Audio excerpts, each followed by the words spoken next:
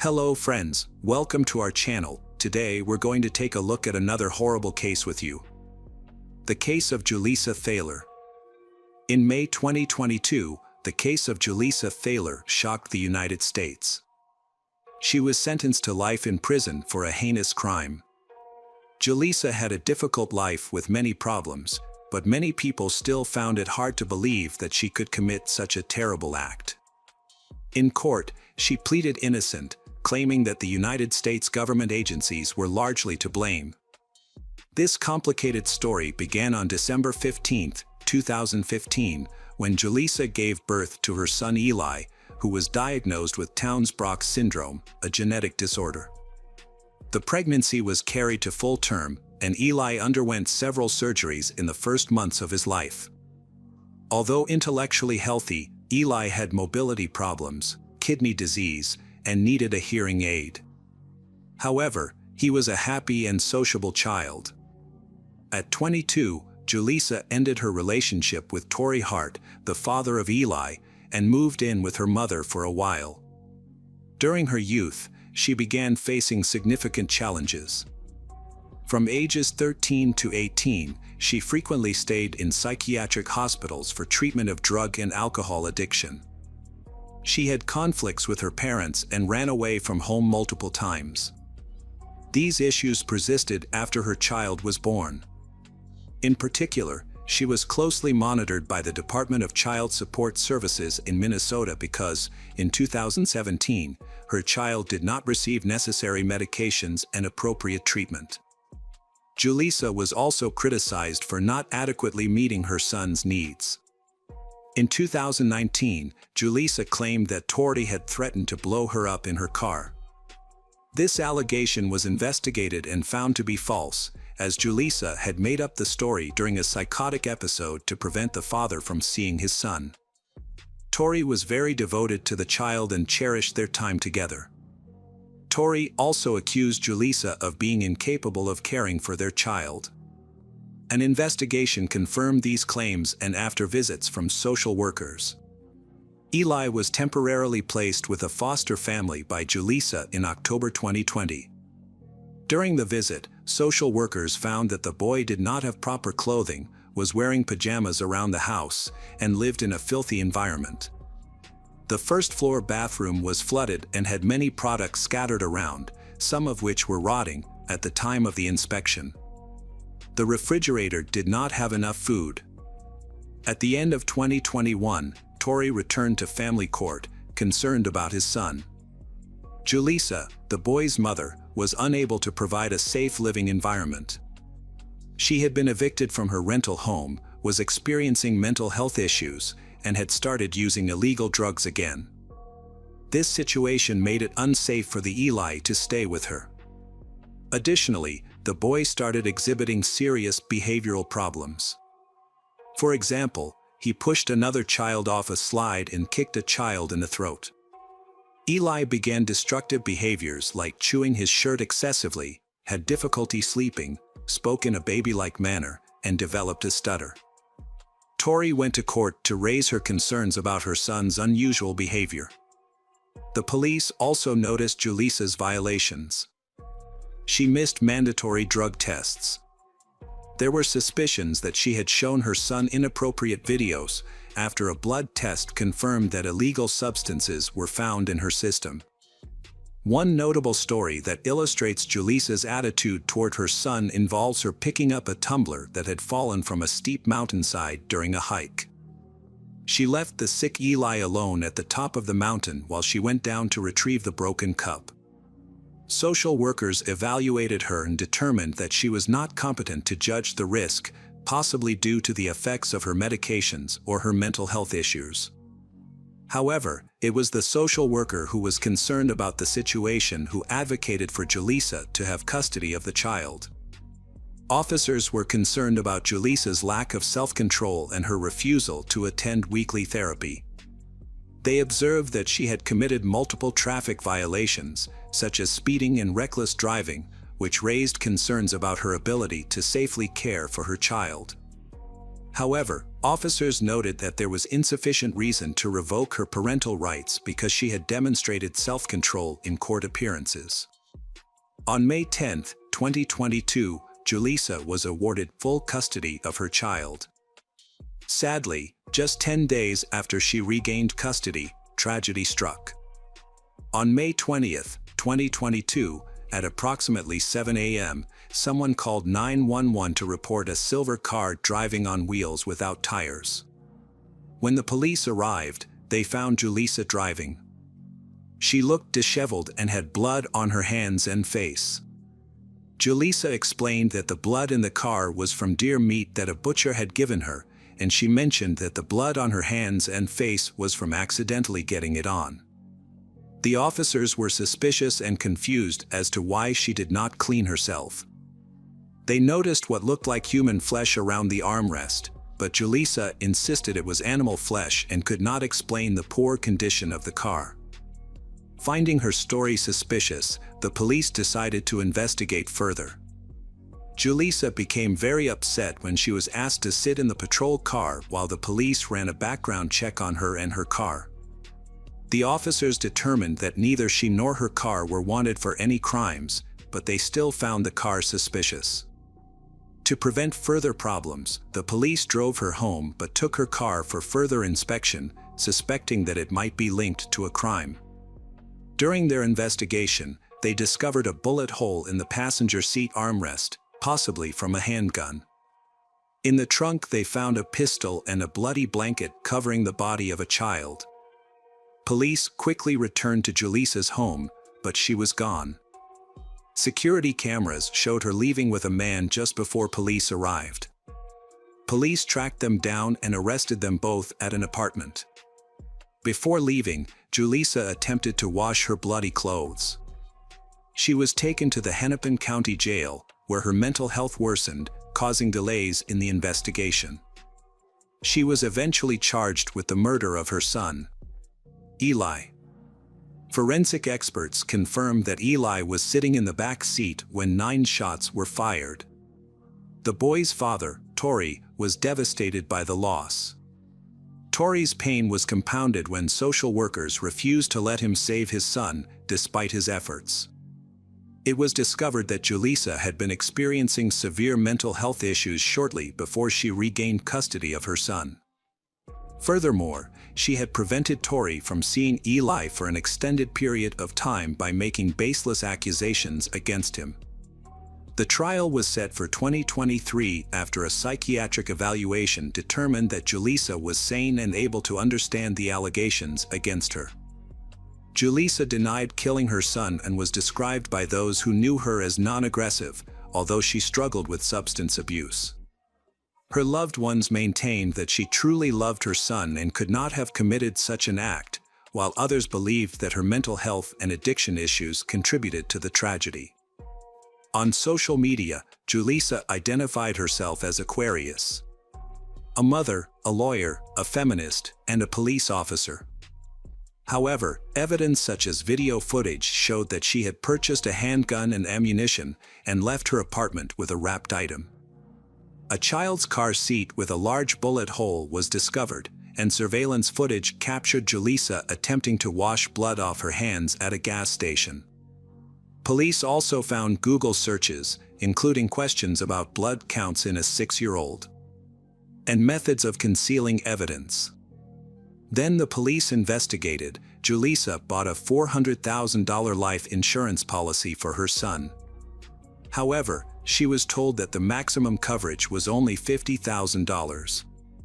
Despite this, she persisted in convincing the bank employees to give her a larger policy, which impressed the employees. It was also revealed that Julissa had recently developed an interest in weapons.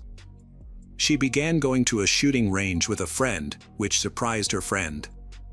Julissa was often seen leaving her apartment with a handgun wrapped in a gray blanket. The blanket and the handgun were both discovered in the trunk of her car on the day of the murder. Police also investigated her boyfriend, Robert, who had left the house with Julissa before her arrest. Robert, a childhood friend with whom she had a good relationship, denied any involvement in the murder or conspiracy. Police found no evidence against him. During the trial, Robert was stunned by the evidence and the maximum sentence that could be given to Julissa. Robert helped reconstruct the events of that morning, when he last saw Eli alive. Julissa had told him that she would take Eli to school. But instead, she quietly brought a handgun. Instead of taking him to school, she shot him with her gun. Robert was horrified by the incident. He said that he had no idea that Julissa's plan was so terrible. He thought the boy was just a normal, friendly kid and that they had a good relationship. The prosecutor argued that Julissa meticulously planned the crime and, on that tragic day, brutally killed her son. The jury found Julissa Thaler guilty of first-degree murder and she was sentenced to life in prison without parole. She was 28 years old at the time of the trial. As the verdict was read, Julissa leaned back in her chair, put her head in her hands, and stared at the floor. In her final statement, she insulted the judge and denied any involvement in her son's death. After the trial, Eli Hart, the boy's father, sued the county's Child Protection Service employees who granted full custody to the Julissa. He feels they share responsibility for his son's death. The court will hear this case in 2024. Hi everyone, thanks for returning. Let's unravel another perplexing mystery. The case of Lucy Letby. Today, we will discuss the case of a baby killer who was dubbed the most brutal in British forensic history. This case began in 2015. In the UK, about 700,000 babies are born each year, with around 3,000 admitted to the hospital in Chester, located in northwest England. The following year, from June 2015 to June 2016, staff in the neonatal department noticed a sharp increase in infant mortality rates. This troubling trend was occurring in the wards where premature and ill babies were treated. Doctors sensed that something was wrong, and internal investigations did not uncover any medical explanations for the deaths. The high infant mortality rate prompted police to investigate the neonatal unit, where they uncovered disturbing circumstances surrounding several deaths. After an extensive investigation, a young nurse who had worked at the hospital for many years was arrested.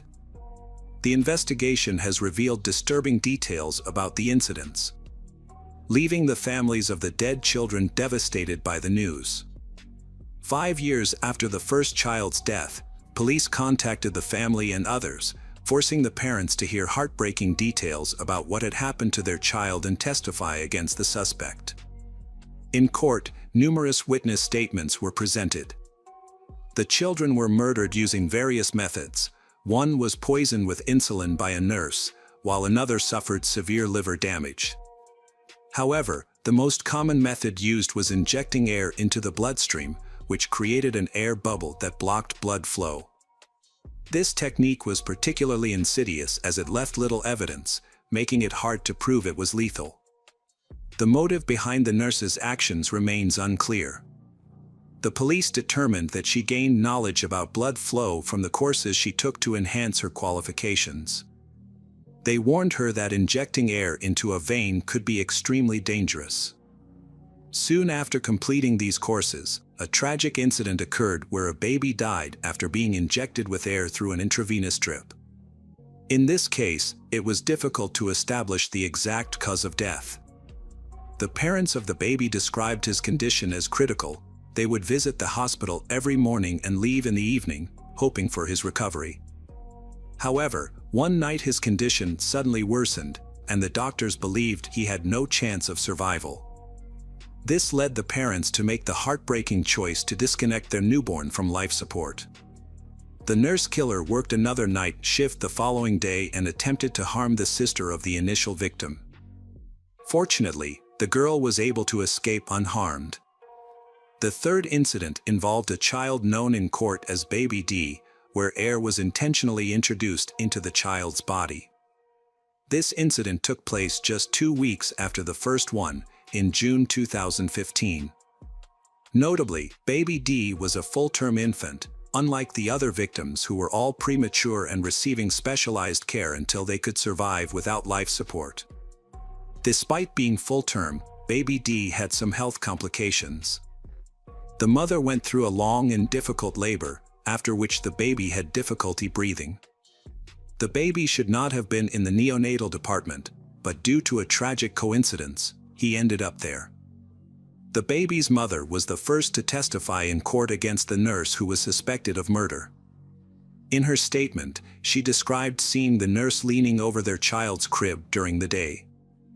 Although it seemed like the nurse was doing nothing, her wandering around looked very suspicious. That night, the parents were awakened by a nurse who informed them that their child had suddenly become very ill.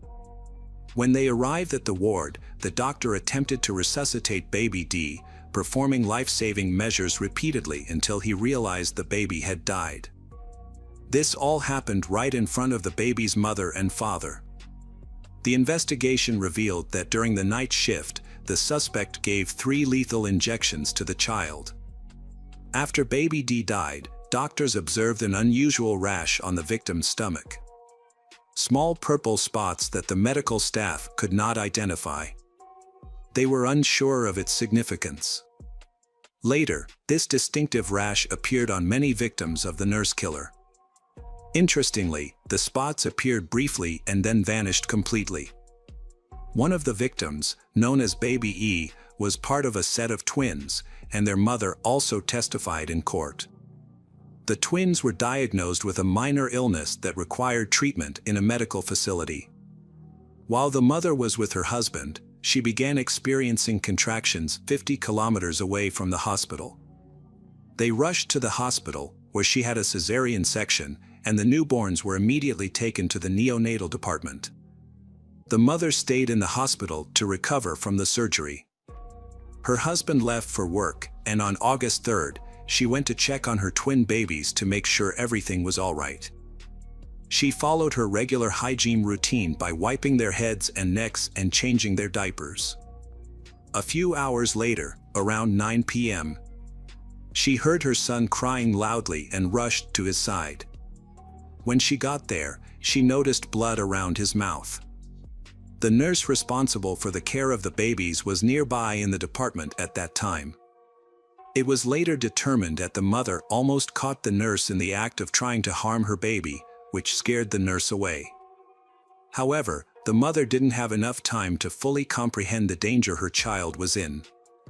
The mother screamed for help, prompting another nurse to escort her to the ward to help her calm down. Meanwhile, the baby started to bleed heavily, and the bleeding could not be stopped. The doctors fought to save the baby's life for about an hour, but their efforts were unsuccessful. Similar to previous cases, the baby had a suspicious rash on his body. The attending physician noted the rash recurred around the time of death and commented that he had never seen anything like it before. Determined to uncover the mystery behind these alarming occurrences, the doctor began researching medical reference books. He discovered that the rash was linked to a blockage of the pulmonary artery. This revelation marked a significant turning point for the medical staff, as they were now closer to solving the mysterious deaths of infants in the clinic. During the trial, the doctor admitted that he only fully understood the situation months after the deaths of the children. The doctors at the clinic became increasingly concerned about the cases involving children. It was clear that something troubling was happening, but no one suspected that it could be caused by someone meant to safeguard the children's lives. One doctor, who determined that all the children had suffered from pulmonary embolism, began to investigate further. He soon noticed a troubling pattern. Every time a child died, a nurse named Julissa Thaler was on duty and had been seen by the parents before the deaths. It was hard to believe. No one could imagine that someone as kind as Lucy could be responsible for such actions. Julissa Thaler was born on January 4, 1990. She grew up in Harrisford and attended Elston High School and Hartford College. A childhood friend said she was a dedicated student who had wanted to be a nurse since she was a child. Lucy pursued her passion for caring for newborns by studying nursing at the University of Chester. During her studies, she worked as a nurse for 3 years, completing an internship at Liverpool Women's Hospital. The whole family was proud of her high academic achievements and believed that she wanted to help children. In 2010, Lucy started working as a nurse in the neonatal department of the hospital where many tragic events occurred. Her family described her as someone who loved saving the lives of babies, witnessing their recovery, and supporting their families. She was actively involved in charity work and participated in fundraising for sick children. Because of her kind and gentle personality, many found it hard to believe that she could be involved in the deaths of children. However, evidence suggested that Lucy was the one who injected air into the bloodstream of her young victims. Doctors took time to investigate additional evidence to confirm their suspicions about Lucy's involvement, as there were many uncertainties. Ultimately, everyone agreed that Lucy should be reported. The head physician became aware of the neonatal department's concerns regarding Lucy. However, that evening, the management was preoccupied with their own issues and overlooked the seriousness of the situation. They even pressured doctors not to cause panic, fearing that it would draw unwanted public attention to the problem. The hospital's reputation was at stake, and management was worried about the potential consequences. At this point, the doctors had repeatedly asked the hospital management to take action against the nurse they suspected of being a killer. Unfortunately, their concerns were completely ignored, and no one took them seriously. Their fellow nurses were also confused, unsure whether to go to the police, as they found it hard to believe that one of their own could commit such terrible acts. This left the doctors in a difficult position, forcing them to step back and reevaluate all they knew. They were focused on the alarming trend of healthy or nearly healthy children, who had been born prematurely without any clear reasons, continuing to die. These babies did not respond to resuscitation efforts, and in most cases, developed a mysterious rash that vanished after death. Ultimately, they decided that the best course of action was to carry out a police investigation to find out if Lucy was responsible in these situations. As a result, the hospital staff contacted the police directly. The doctor who initially reported the concern stated that he took all necessary steps to protect the children in his care. However, he was unable to communicate with upper management, and any delay could jeopardize the lives of other infants. So he decided to call the police.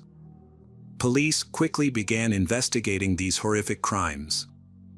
As the case stalled, rumors started circulating within the hospital.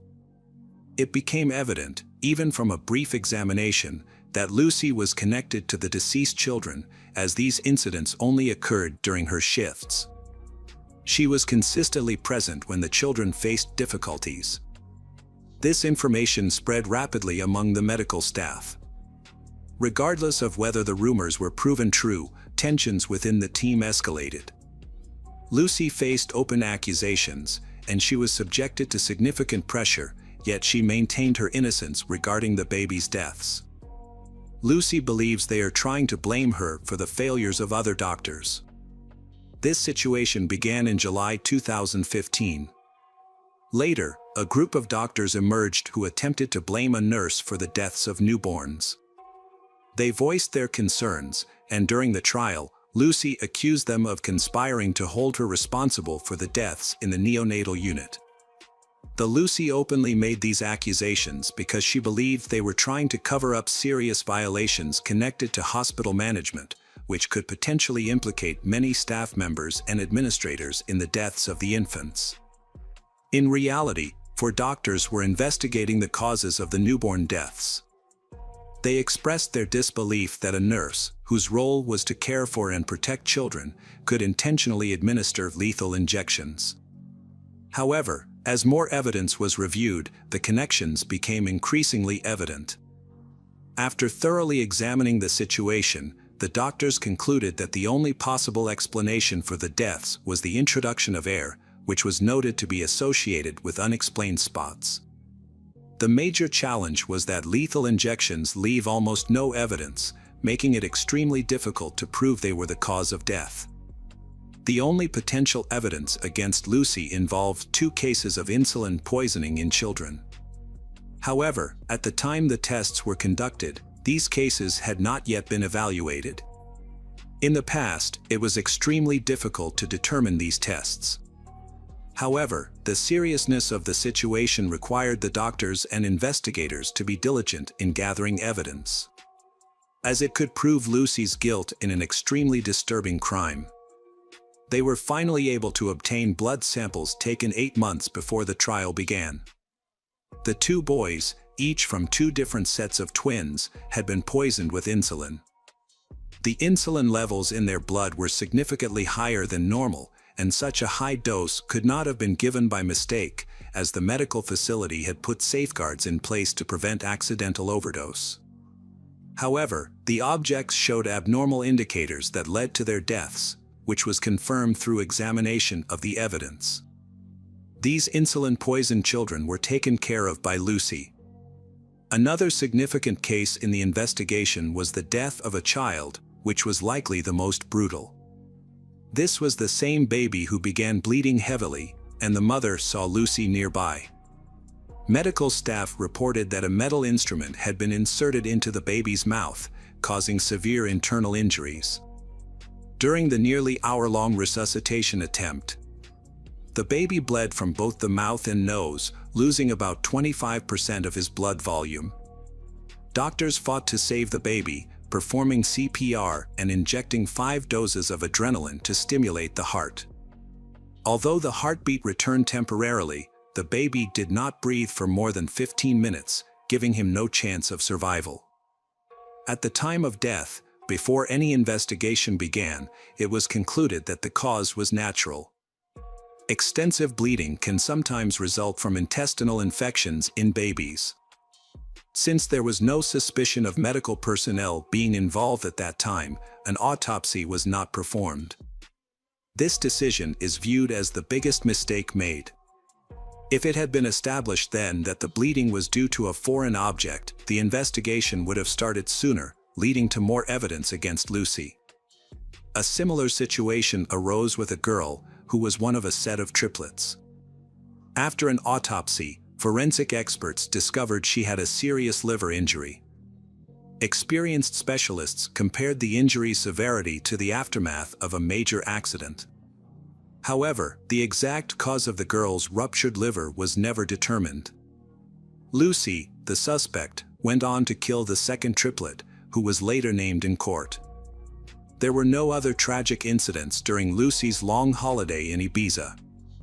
However, 2 children died just hours after she returned to work for her first shift. A third child was also in danger, but the parents insisted on taking their child to another medical facility because they felt something was wrong and did not trust the hospital staff. On June 23, 2016, during a separate set of triplet assessments at the trial, a baby was in critical condition with a severely swollen stomach, struggling to breathe. He was placed on a ventilator while numerous staff members, including Lucy, worked frantically around him. The baby's body showed signs of swelling, and his brain was deprived of oxygen for a long time.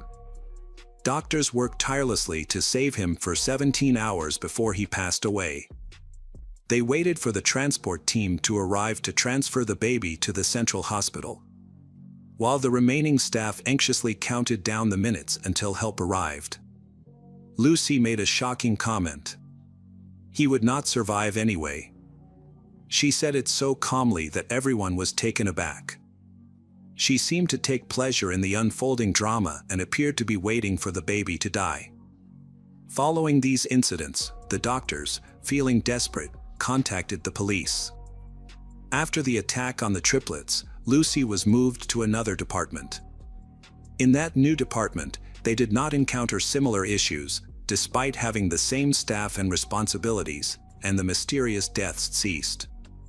However, the doctors recognized the need for stricter security measures. Consequently, Lucy was suspended from work a month. During this time, the hospital continued to investigate, but there was not enough evidence against Lucy. In response to the suspension without any clear reason, Lucy filed a complaint against the hospital. As a result, the management apologized and decided to reinstate her. However, her colleagues disagreed with this decision. They argued that Lucy should only return to work after installing surveillance cameras in every room to monitor her actions. This solution worked, and after the cameras were installed, no further incidents occurred, even after Lucy resumed work. At the same time, the police were conducting an investigation. They discovered evidence showing that Lucy was trying to get the attention of a doctor from the resuscitation team, whose identity remains confidential. Love letters addressed to him were later found in her home.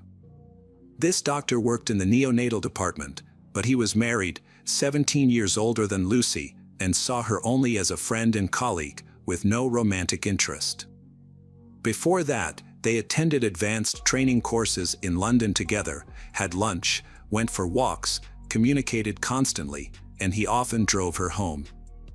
When the doctor arrived to testify, Lucy lost control. Before this point, she had been distant and unresponsive, but when she saw him, she began to cry and tried to leave until her lawyer calmed her down.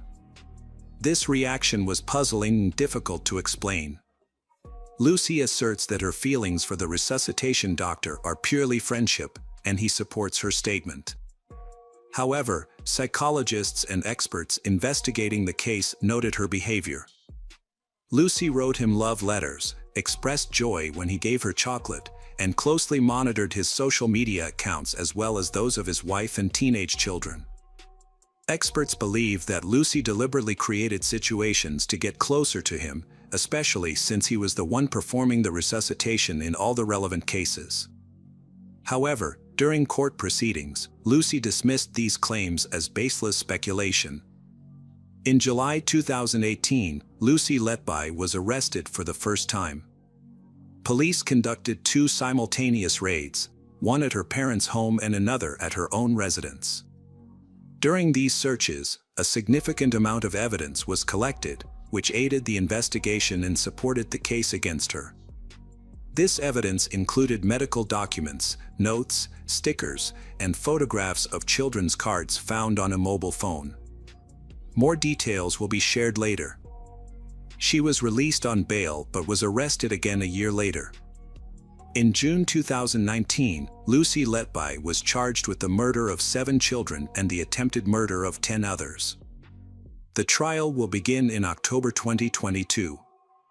Is expected to last at least 6 months due to the sheer volume of material to be reviewed, including more than 100 hours of questioning in some 5,500 depositions.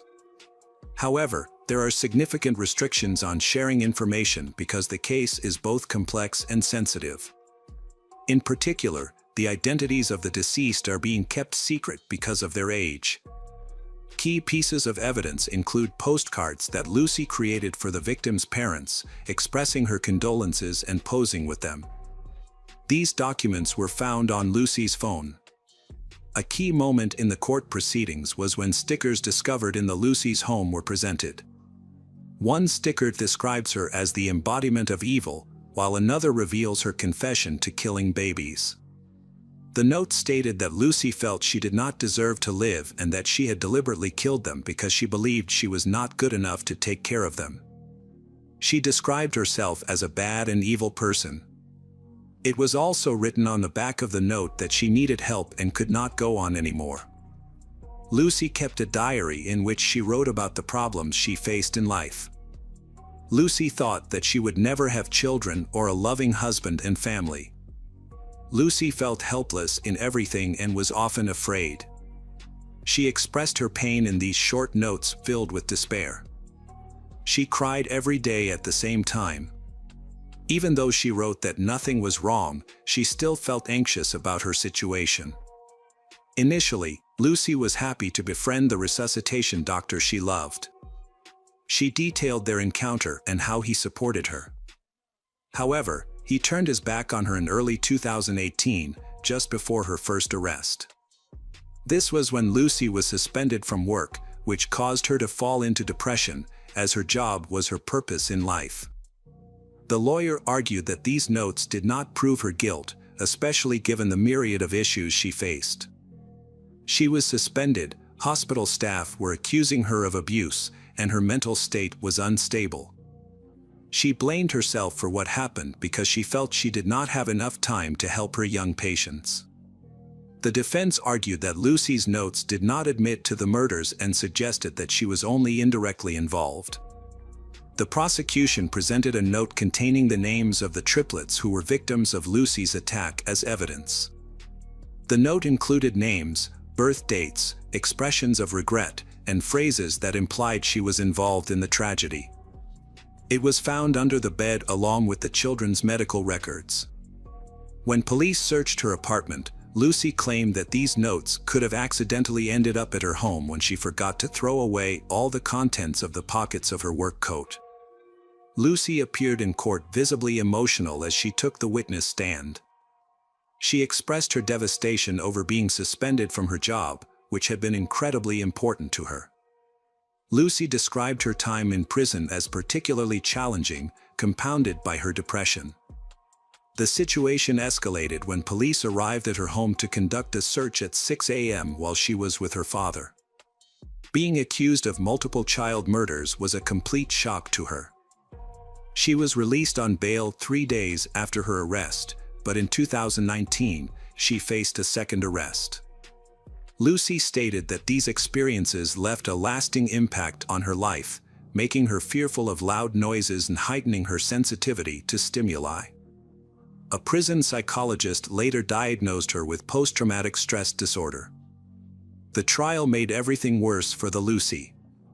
She had to travel an hour and a half to the courtroom and was only returned to her cell around 7 p.m., which was exhausting for her.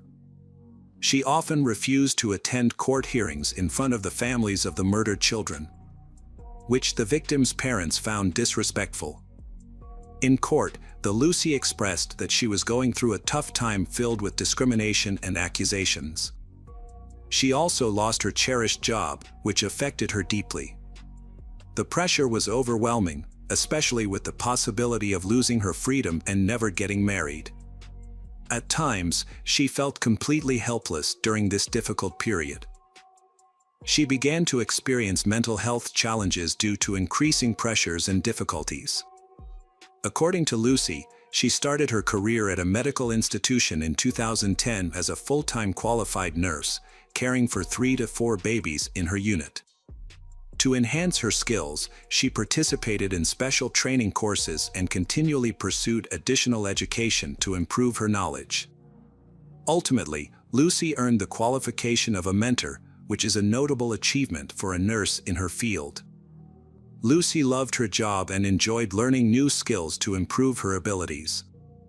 In the spring of 2015, she completed a 6-month course in Liverpool, which enabled her to work with babies and children coming from intensive care. She took great pride in her work and would not trade her position for anything. From June 2015 to June 2016, Lucy continued to work in the same department. During this time, several critically ill patients were admitted to the hospital simultaneously. The complex needs of the children included serious conditions, such as blood clotting disorders. Lucy worked incredibly hard, but accumulating many overtime hours. She dedicated all her free time to her job, which took a toll on her, leaving her completely exhausted by her daily responsibilities.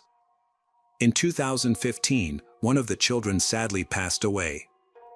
This was a challenging moment for Lucy, but she felt supported by her colleagues, who encouraged one another as best they could. Although this incident was likely not her fault, Lucy appreciated how it brought the entire team together, and she wished to experience that sense of unity again. The situation was complicated by many controversial aspects. The prosecution thoroughly investigated and gathered information about children's deaths in the hospital over a 6-year period, starting from when the staff filed a complaint. Throughout this time, Lucy was seen as a skilled and competent nurse with a strong work ethic. She was highly regarded as a specialist, making it hard to believe she could be involved in the deaths. The investigation gathered strong evidence that pointed to her guilt in the horrific murders committed by the nurse. It is noteworthy that she acted completely openly. The jury took 22 days to deliberate before finding her guilty of murdering 7 babies and attempting to murder 10 others. However, thanks to media coverage, she became known as the most brutal child killer in British history. On August 21, 2023, Lucy Letby was sentenced to life in prison without the possibility of parole, the harshest penalty available under UK law. She is the 4th woman in the history of the UK to receive such a sentence. Hello friends, welcome to our channel. Today we're going to take a look at another horrible case with you. The case of Sandra Miles. Sandra was born on May 26, 1949, in the small, cozy town of Harn, Kansas, USA. She had a close relationship with her sister. They attended the same school, walked together, and spent time with their family. After graduating from high school, Sandra focused on starting a family. She was in a serious relationship with her boyfriend, and they decided to get married. They welcomed a son named Chad. Unfortunately, the marriage did not work out. Sandra quickly realized that her husband was not the right match for her. After the divorce, Sandra found another partner, but that relationship also ended in disappointment, leading her to break up with him as well. In 1976, Sandra, a single mother, got a job at a factory that made pumps and pistons for industrial machinery. This job required her family to relocate to a larger city, Hutchinson. In her new position, Sandra proved herself and gained the respect of management through her hard work and responsibility. She performed her tasks exceptionally well. It was during this time that she met her 3rd husband, Jerry Miles.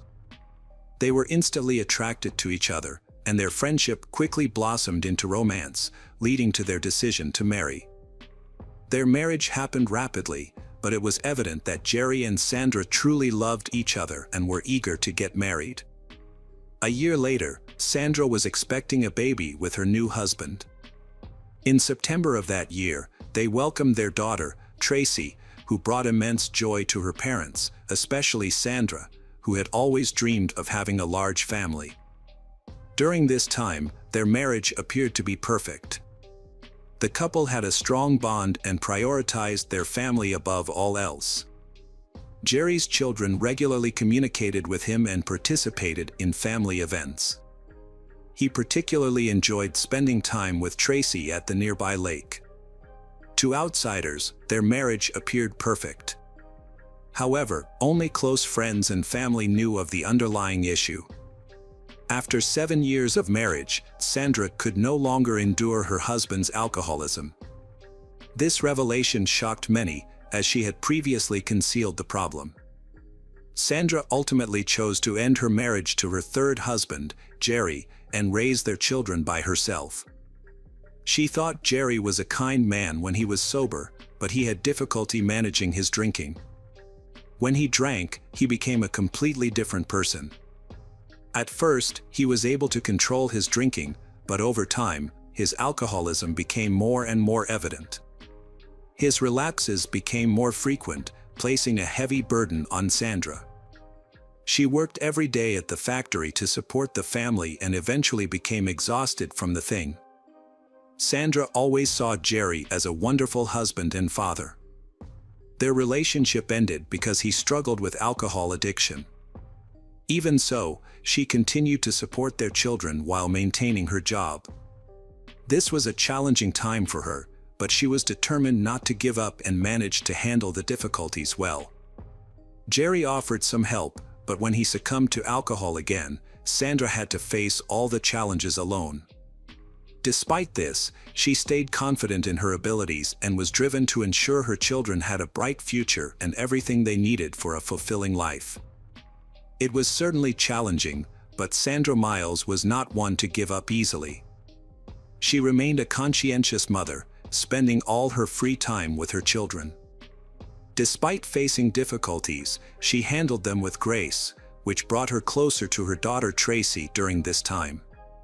Her son had grown up, moved out, and started his own life, but Tracy continues to support her mother because she realizes that Sandra's efforts are mainly to benefit her.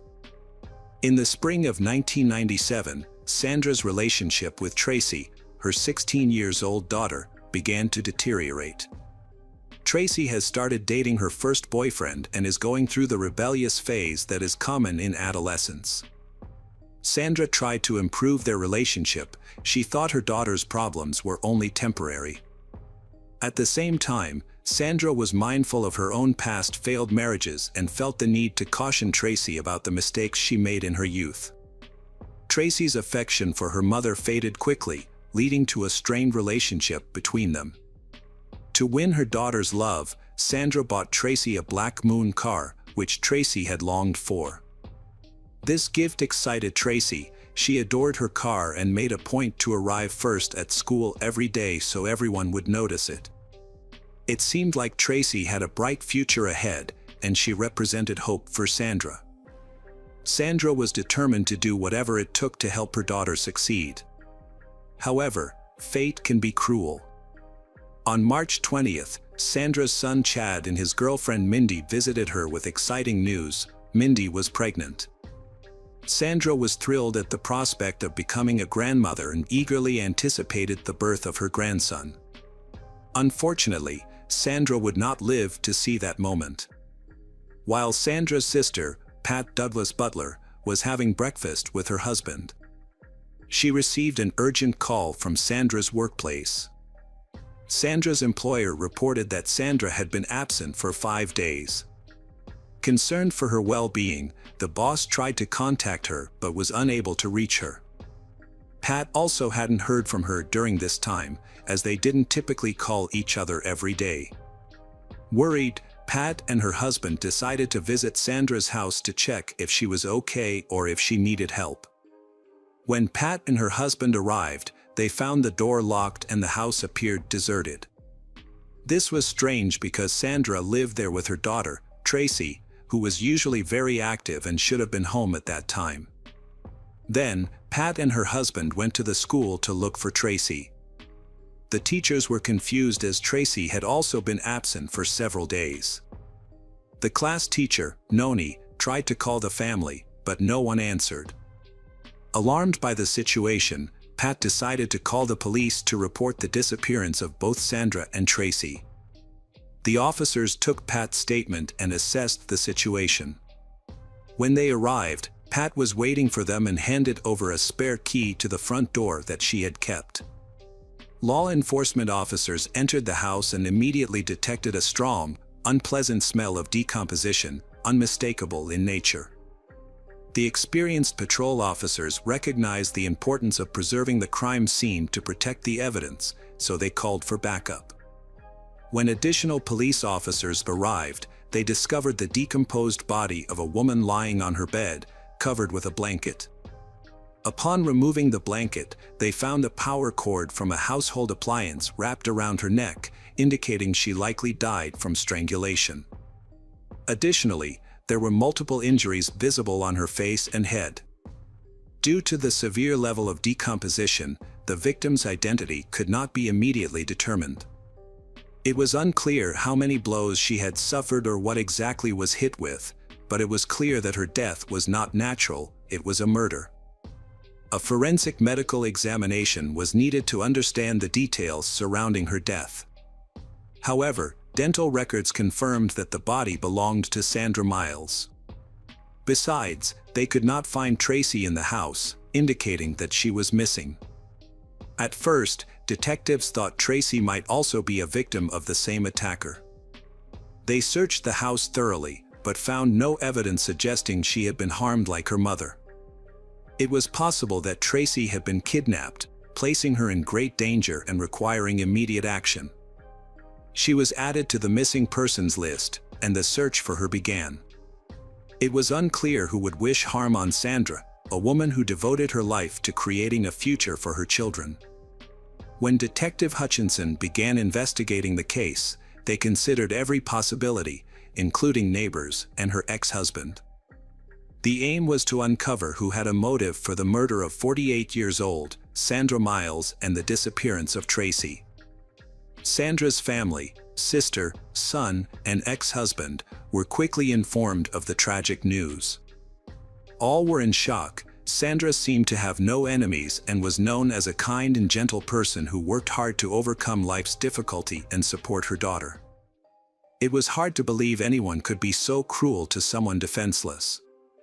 Tracy's brother, Chad, made an appeal through the newspaper, asking locals to help find Tracy, his only surviving family member who had been taken from him.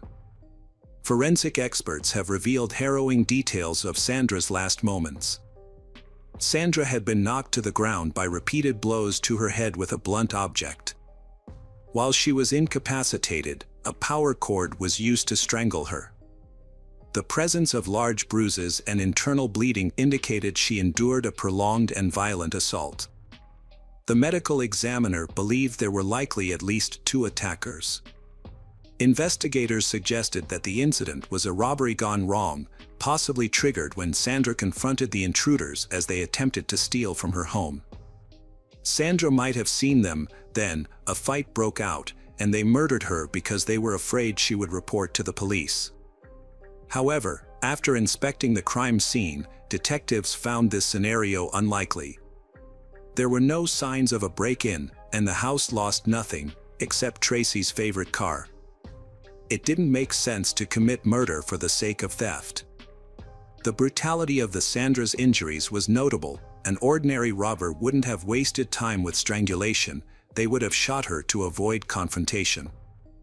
The severe damage to her upper body indicated that the injuries were not a result of panic from being caught, but rather a deliberate attack meant to kill. This level of cruelty suggested a culmination of a long-standing feud. Another possibility considered was that of a maniacal attacker, but generally, such individuals act alone. This crime, however, was clearly carried out by multiple people given the severity of the injuries. Now, the killers had taken Tracy captive, making it urgent to locate the criminals. The detectives believed that Sandra had willingly let her attackers into the house, as there were no signs of forced entry. Therefore, they recognized the need to continue the investigation. The police contacted all of Sandra's relatives, friends, neighbors, and co-workers as part of their investigation. The police focused particularly on her ex-husbands, as they might have motives rooted in resentment. Sandra's third husband, Jerry, who struggled with alcoholism, drew significant attention. He may have been unhappy after the divorce, and the detective speculated that he could have confronted Sandra while intoxicated, possibly leading to her death. However, the detectives to find that he had an alibi, so he was removed from the list of suspects. Police interviewed all of Sandra's acquaintances to identify suspects in the violent massacre and possibly Tracy's kidnapping. Sandra's sister, Pat, informed detectives that she last saw Sandra alive 5 days earlier. On that day, she received a work call around the same time Tracy visited the school where she studied, making it a key date in the investigation. Efforts to gather information from friends and acquaintances were unproductive. So detectives turned to the neighbors. They discovered that the neighborhood was peaceful and close-knit, where everyone was familiar with one another. The next day, news of the incident at Sandra's house spread quickly. A crowd gathered in the yard and driveway, prompting the police to restrict access to the area. Many neighbors stopped by out of curiosity, anxious to learn what had happened. There was a growing concern in everyone, as they realized a dangerous killer, and possibly a kidnapper, was still at large, especially since there had been no word from Tracy. Fortunately, some witnesses in the crowd provided valuable information to the detectives. A neighbor who lived directly across the street reported seeing Tracy about 5 days earlier, on March 25th. He had noticed her with 2 young men. They all got into one of the guy's cars and drove away, and he never saw them again. This account raised questions about the nature of Tracy's disappearance, as it didn't fit the typical scenario of a schoolgirl being kidnapped. The friends, identified as Mark and Jay, lived nearby, so the detectives decided to interview them at their homes. Mark quickly left as several police officers spotted a red car in the distance. When Mark noticed the police approaching, he sped away and vanished at high speed. This behavior seemed suspicious, so one of the detectives alerted the patrol nearby about his direction. Mark wouldn't have fled so rapidly if he weren't trying to hide something from the police. Luckily, it didn't take long for them to catch up. Mark was eventually stopped just a few kilometers from his home. Mark was driving his car with a friend who was anxious about the recent tragedy at Sandra's house. The two young men attempted to convince the police that their fear was the only reason for their unusual behavior, but seasoned detectives sensed they were hiding something. Consequently, both were taken to the police station for questioning. During the interrogation, the young men insisted they were merely frightened by the news of the incident at the Miles residence. Their stories closely matched, but the police found no solid evidence against them, so they were released. However, they became important witnesses because the police were aware that Tracy had recently been in a relationship with a young man named Jeremy Bell. They also knew that Sandra disapproved of him, believing he would have a negative impact on her daughter's life. Eventually, Tracy broke up with Jeremy and started dating Paul Nelson. Several witnesses stated that shortly before the tragedy, Tracy had a significant argument with her mother over Jeremy and Paul, both of whom Sandra disapproved. Detectives began interviewing numerous teenagers connected to this group.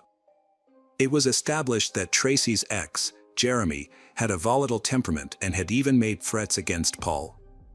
However, Paul was not the main reason for Tracy and Jeremy's breakup. That was largely due to Sandra's disapproval, which may have prompted Jeremy's hostility toward her. In fact, the relationship between Sandra and Jeremy was extremely strained. Sandra had to go to the police station to obtain a restraining order against Jeremy. He accused her of ruining his relationship with her daughter, Tracy, and threatened her, although he never acted on these threats. During drunken parties, he often expressed how much Sandra bothered him to his friends. Sandra was determined to protect her daughter from him, which only led to more conflicts. It was known that Jeremy was already on the police's radar due to his numerous violations, and the restraining order worsened the situation. He clearly held a grudge against Sandra, which raised concerns that he could have kidnapped Tracy. At this point, detectives believed that Jeremy had killed Sandra and was now holding Tracy captive. They decided to question Jeremy, who, along with his friend William Lennon, had been arrested for burglary on the 1st of the month, just a few days before Sandra's murder.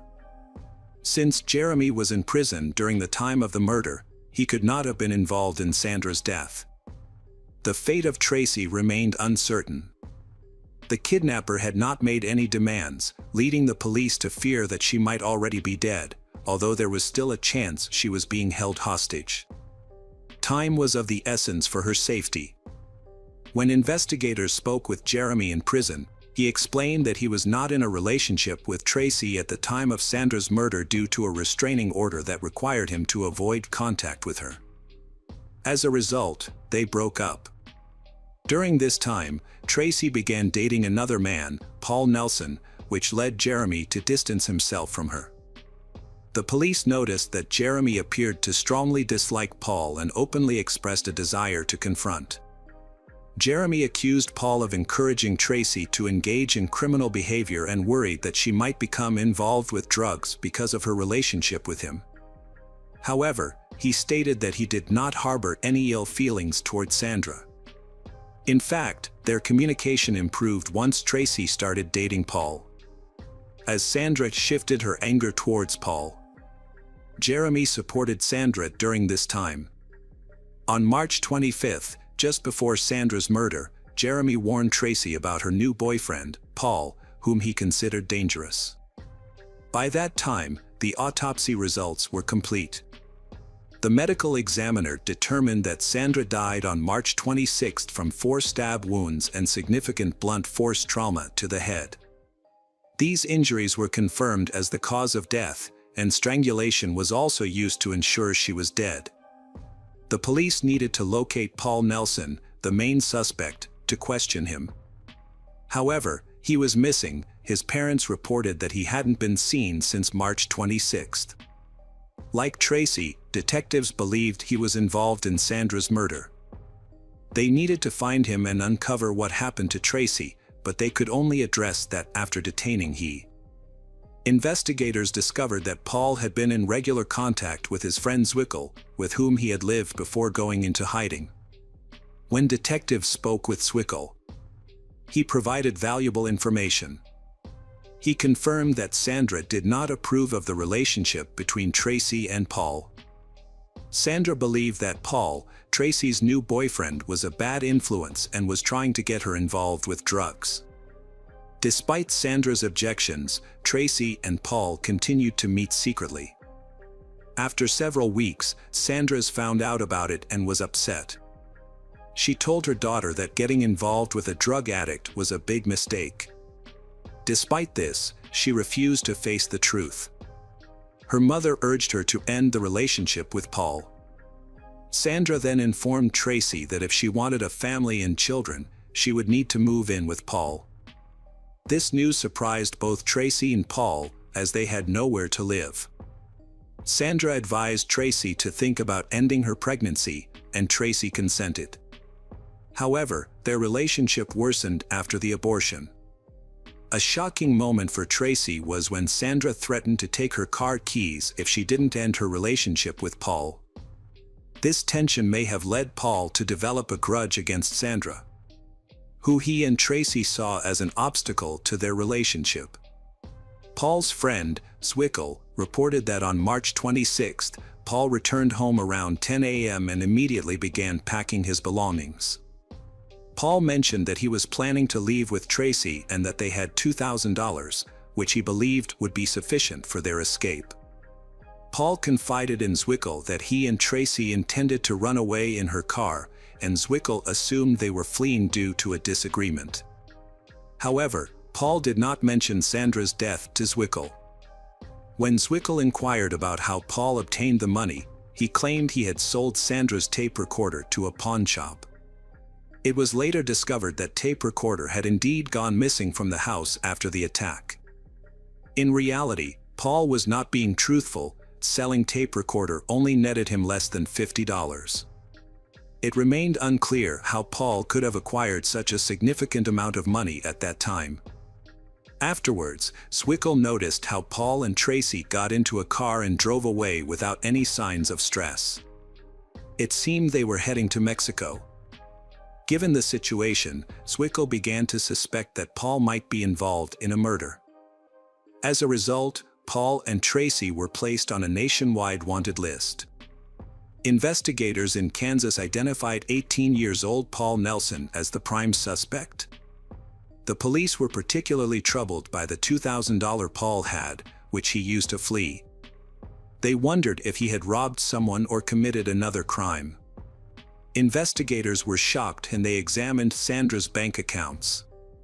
On March 26, her daughter, Tracy, withdrew money from her mother's account. While looking into this, detectives discovered that Tracy had gone to the bank with Paul and cashed a check with the teller. Tracy claimed that her mother had given her the money to buy a new car.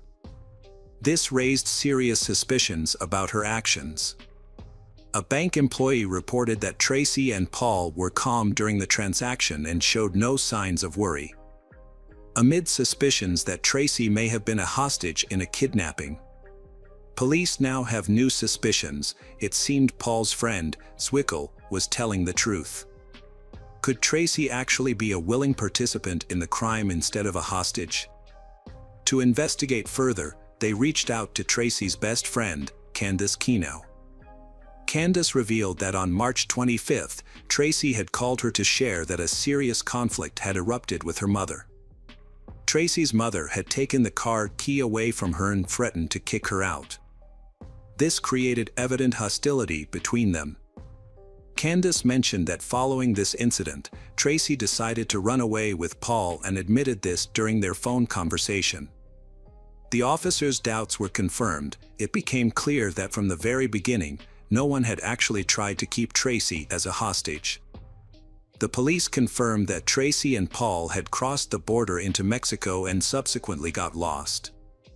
After some time, a United States Border Service officer informed the police that Tracy and Paul had re-entered the U.S. near El Paso. The reason for their return was unclear, but it was evident that they were in trouble. Efforts to locate the couple intensified. On April 8, Candace contacted investigators to report that she had spoken with Tracy on the phone. Candace provided the police with Tracy's phone number. Tracy and Paul was located on the outskirts of El Paso, and later, that day, investigators apprehended Paul. Candace agreed to make another call to help detectives pinpoint the location from which Tracy had called. Tracy and Paul was arrested and taken to the police station for questioning. Paul did not appear to be a dangerous gangster. He kept his eyes on the floor and trembled with fear. He explained the details of the attack, admitting that on the evening of the 25th, he had gone to the house Sandra's. Then, Tracy and Paul had devised an escape plan, and it was Tracy who proposed drastic measures. She wanted to kill her mother to prevent her from ever finding her. The next morning, Candace stopped by to pick up Tracy, and they left for school together. Meanwhile, Paul was hiding in the bedroom with a tree branch he intended to use as a weapon. He claimed he found it in the house and did not plan to kill Sandra. He only wanted to strike her so she would lose consciousness. However, the police were skeptical of his explanation. They questioned why he would sneak into the house and attack her if he didn't intend to kill her, knowing she could eventually regain consciousness and report him. It seemed clear to the investigators that his intention was murder, which would allow him to escape without being caught. Paul continued his story. He claimed that Sandra surprised him by opening the door and immediately began yelling and insulting him. In a fit of anger, he wrapped a cord around Sandra's neck and strangled her until she stopped breathing. Afterward, he covered she with a blanket and fled the scene. Meanwhile, Tracy, smiling, testified in the next room. Their accounts were similar, except for how much blame they placed on each other. Tracy asserted that she did not act alone. She claimed that she and Paul planned the murder together, but only Paul killed her mother. Tracy insisted that she had no role in the crime. She also revealed that the wooden figurine used in the murder was hidden in the backyard. The police later found the figurine there, along with Sandra's blood on it. The prosecutor's office was prepared to charge Tracy and Paul with first-degree murder. According to state law, the maximum penalty for this crime was life imprisonment. Paul's defense argued that he acted under Tracy's influence, claiming he should be guilty of manslaughter instead. Conversely, Tracy's lawyer argued that Paul was the instigator, as he was the one who strangled Sandra, while Tracy played a secondary role. The trial began on February 26, 1999, with both defense teams trying to downplay their clients' involvement in the horrific crime to lessen their possible sentences. During the trial, the young defendants, Tracy and Paul, displayed disrespectful behavior and laughed provocatively. Tracy refused to meet with her family, even though they wanted to discuss her involvement in Sandra's murder. Her brother, Chad, particularly wished to speak with her. On April 22, 1999, the court sentenced Tracy Miles and Paul Nelson to life in prison, with a minimum of 25 years before they can apply for parole. After the judge announced the sentence, Paul made an obscene gesture. Both Tracy and Paul expressed dissatisfaction with the verdict and showed no signs of remorse for their actions. In the future, Tracy and Paul will have the chance to request early release, but Sandra's relatives hope that this does not occur. Welcome back, mystery lovers. Today's case is going to keep you on the edge of your seat. The case of Aisling Murphy. Aisling Murphy, born in 1998, was the youngest of 3 siblings. Her family lived in Blue Ball, Ireland, a peaceful town about an hour's drive from Dublin. Aisling grew up in a loving environment, influenced by her father's passion for music, particularly the bagpipes and violin. Inspired by him, she began studying traditional Irish music. She joined a youth choir in school and later became part of an orchestra, performing folk music at various events across Ireland and Great Britain. She was talented, independent, and sociable, which allowed her to integrate well with her team and feel comfortable on stage. After graduating from school, Aisling quickly sought employment. She was determined to achieve complete independence from her parents, so she began searching for full-time job opportunities right after receiving her diploma. Despite her career ambitions, she continued to nurture her love for music. She often performed for her relatives during special family gatherings on weekends, which further strengthened their connections. Aisling wanted to create her own family someday, but first, she focused on establishing herself. She went to college and became a first-grade teacher at a school where she had previously studied. This moment in her life was very meaningful. The teachers and students appreciated Aisling for her energy, kindness, and creativity. Aisling was truly suited for this role due to her strong moral character. She made a smooth transition from being an excellent student to becoming a wonderful teacher. Aisling was friendly, well-mannered, sweet, and self-assured.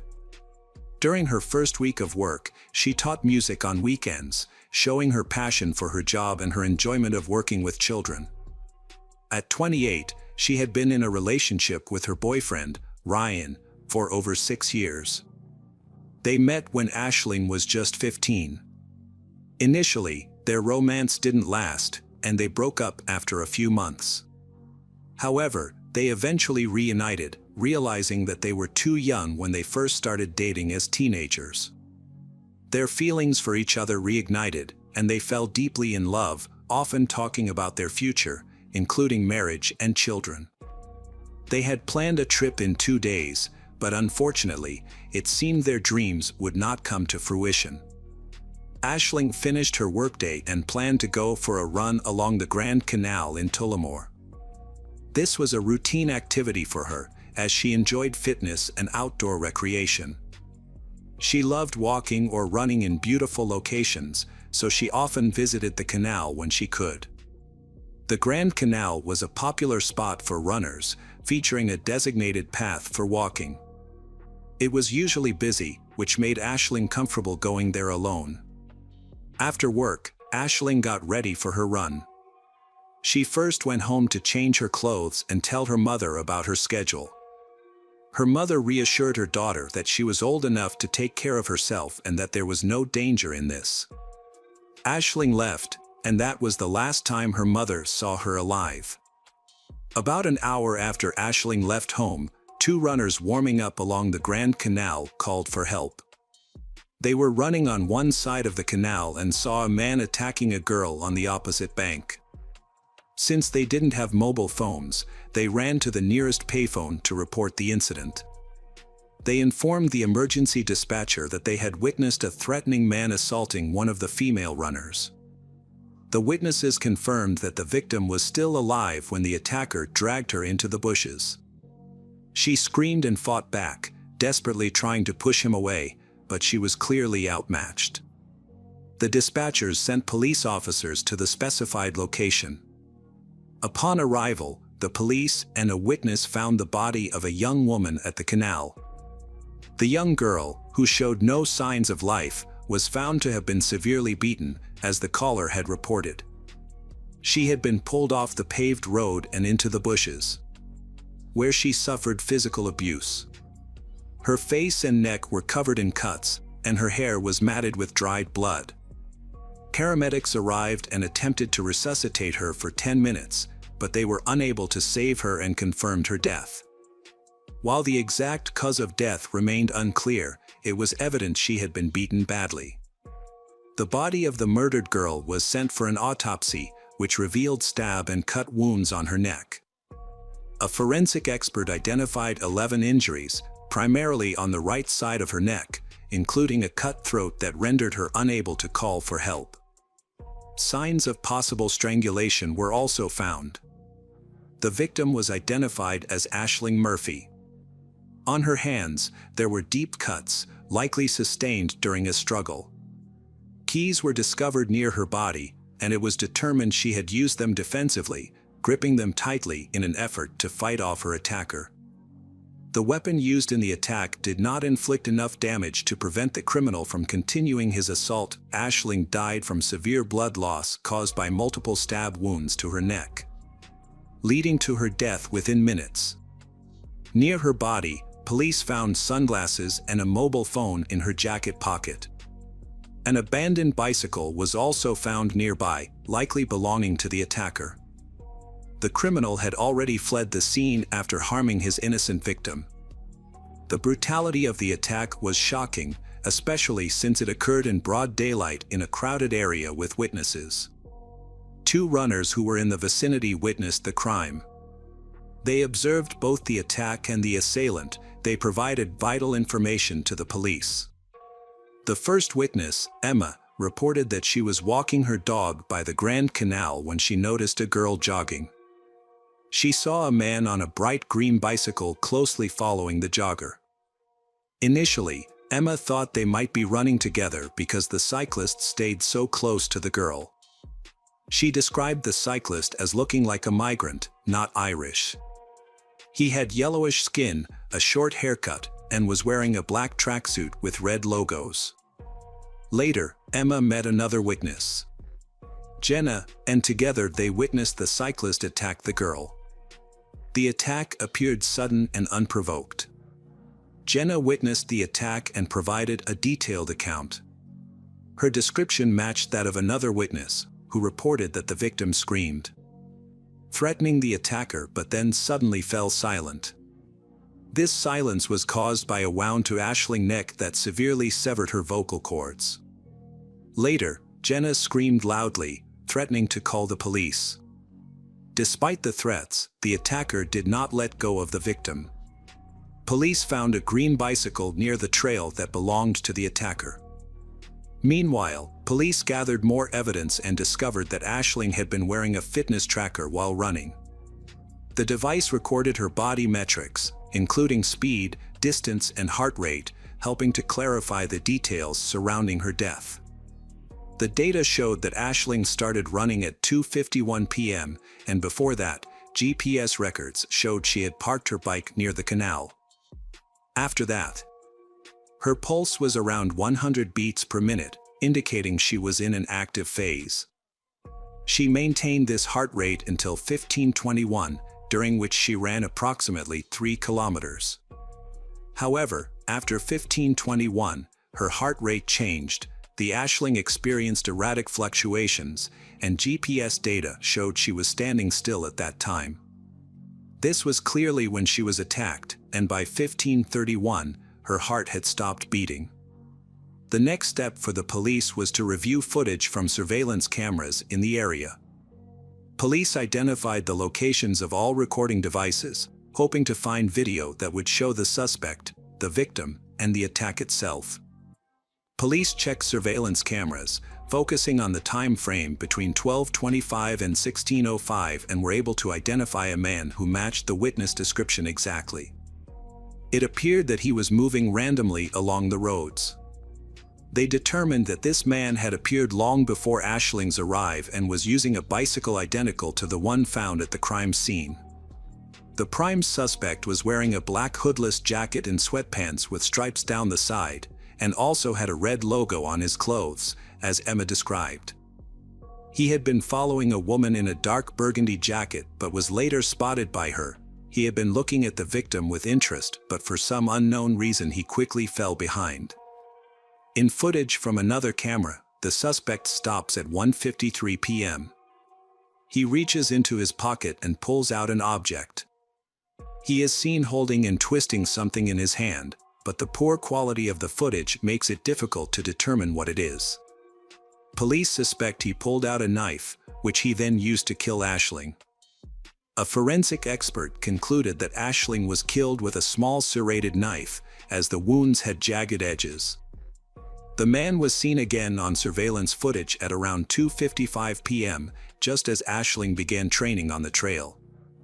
Police discovered that the suspect had been wandering around the area, apparently looking for victims, as he occasionally focused on different women. He followed these women at a distance but lost interest until he came across Aisling, whom he decided to attack.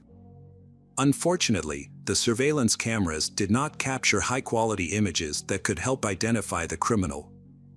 Hours after the attack, a suspect was arrested based on information from witnesses. The suspect, Griot Keegan, is a 39-year-old Romanian immigrant who has lived in Ireland for 23 years and has no criminal record. He matched the person seen on surveillance cameras and found near the scene of the attack. At the police station, he vehemently denied any involvement in the incident. While police were questioning him, police obtained a search warrant and thoroughly searched his house, but found no evidence of his guilt. Griot maintained that there had been a mistake. He provided an alibi that was verified. He had been in a store making a purchase, which was confirmed by his receipt and surveillance footage. After that, he was seen walking along the south bank of the canal while the murder occurred on the north bank. The suspect's fingerprints and DNA samples were collected to compare with skin particles found under the Aisling's nails and on the bicycle, but there was no match. This confirmed that he was not involved in the crime. He was cleared of all suspicions and released. However, for some time, he and his family received threats as local residents still viewed him as a murderer. He was temporarily provided with alternative housing, and the police issued a public statement clarifying that Griot was not connected to the crime. Only after this did the public stop harassing him. This case received wide publicity across the country. The local community was outraged by the attack on Aisling and called on the police to quickly identify and arrest the perpetrators responsible for the tragic death of a talented young woman in broad daylight. For days, police have been trying to piece together clues, and the situation has taken a surprising turn. On the evening following the attack, a 30-year-old man named Josef Puska was admitted to a hospital in Dublin with abdominal injuries. Josef was originally from a small village in Slovakia. He left school at 16 without finishing his education and spent most of his life working as a laborer in the Czech Republic. Although he faced challenges in his lifestyle and at school, Josef was not involved with bad influences, had no criminal record, and was generally seen as a positive individual. In 2015, he moved to Dublin, Ireland, where he and his wife planned to settle permanently. He continued his work as a builder, and during their time there, they welcomed 5 children. Everything seemed to be going well until he suffered a back injury at work. After his recovery, Josef found that he could not return to his previous activities. The back injury was more severe than he had anticipated, leading him to receive disability benefits. He spent a significant amount of time in the hospital, and afterward, he relied on state support. The financial situation was tight, so his wife had to work.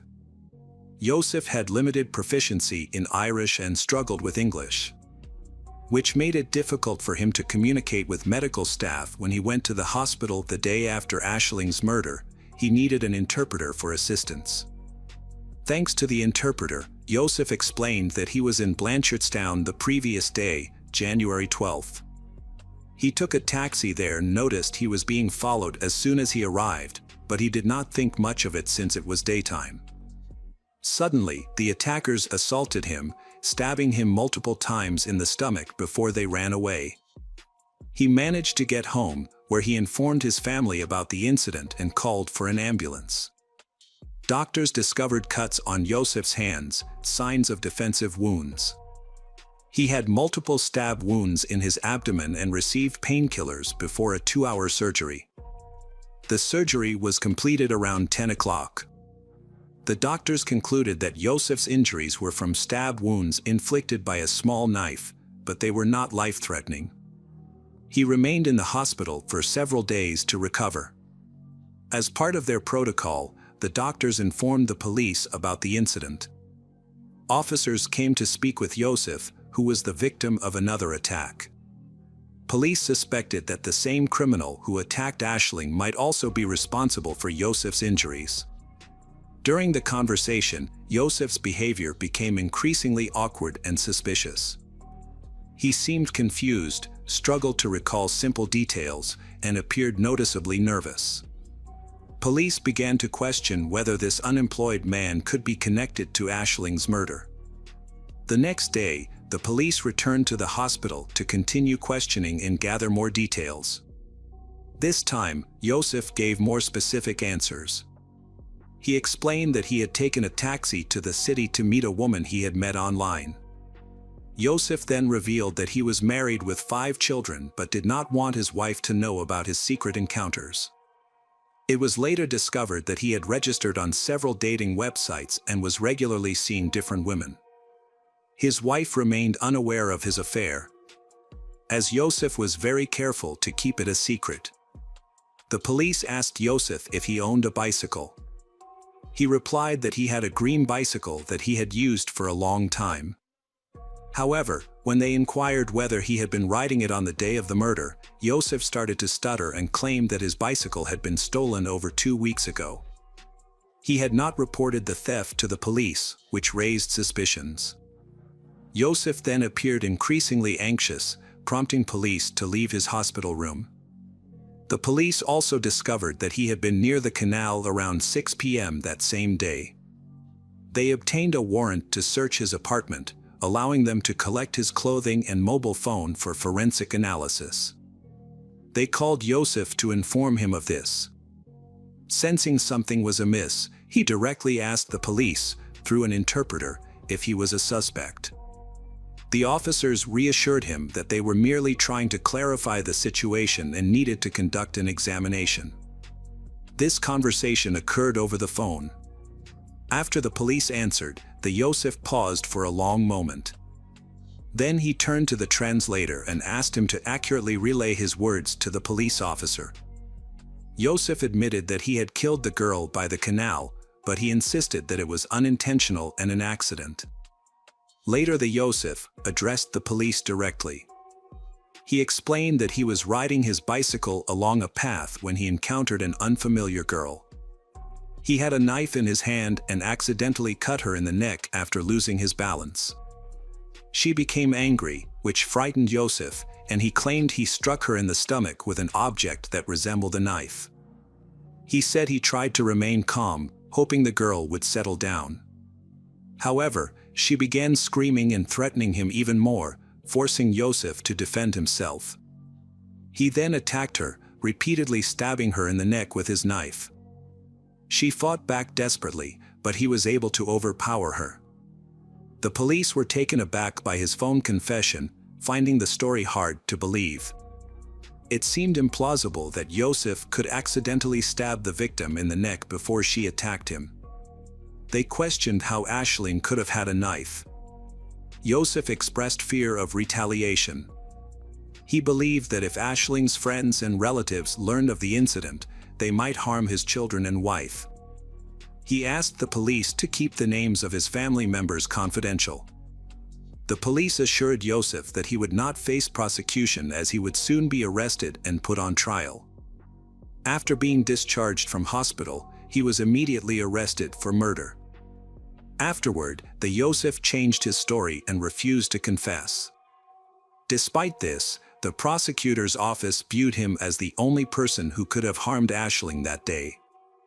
They decided to seek the maximum punishment for the murderer.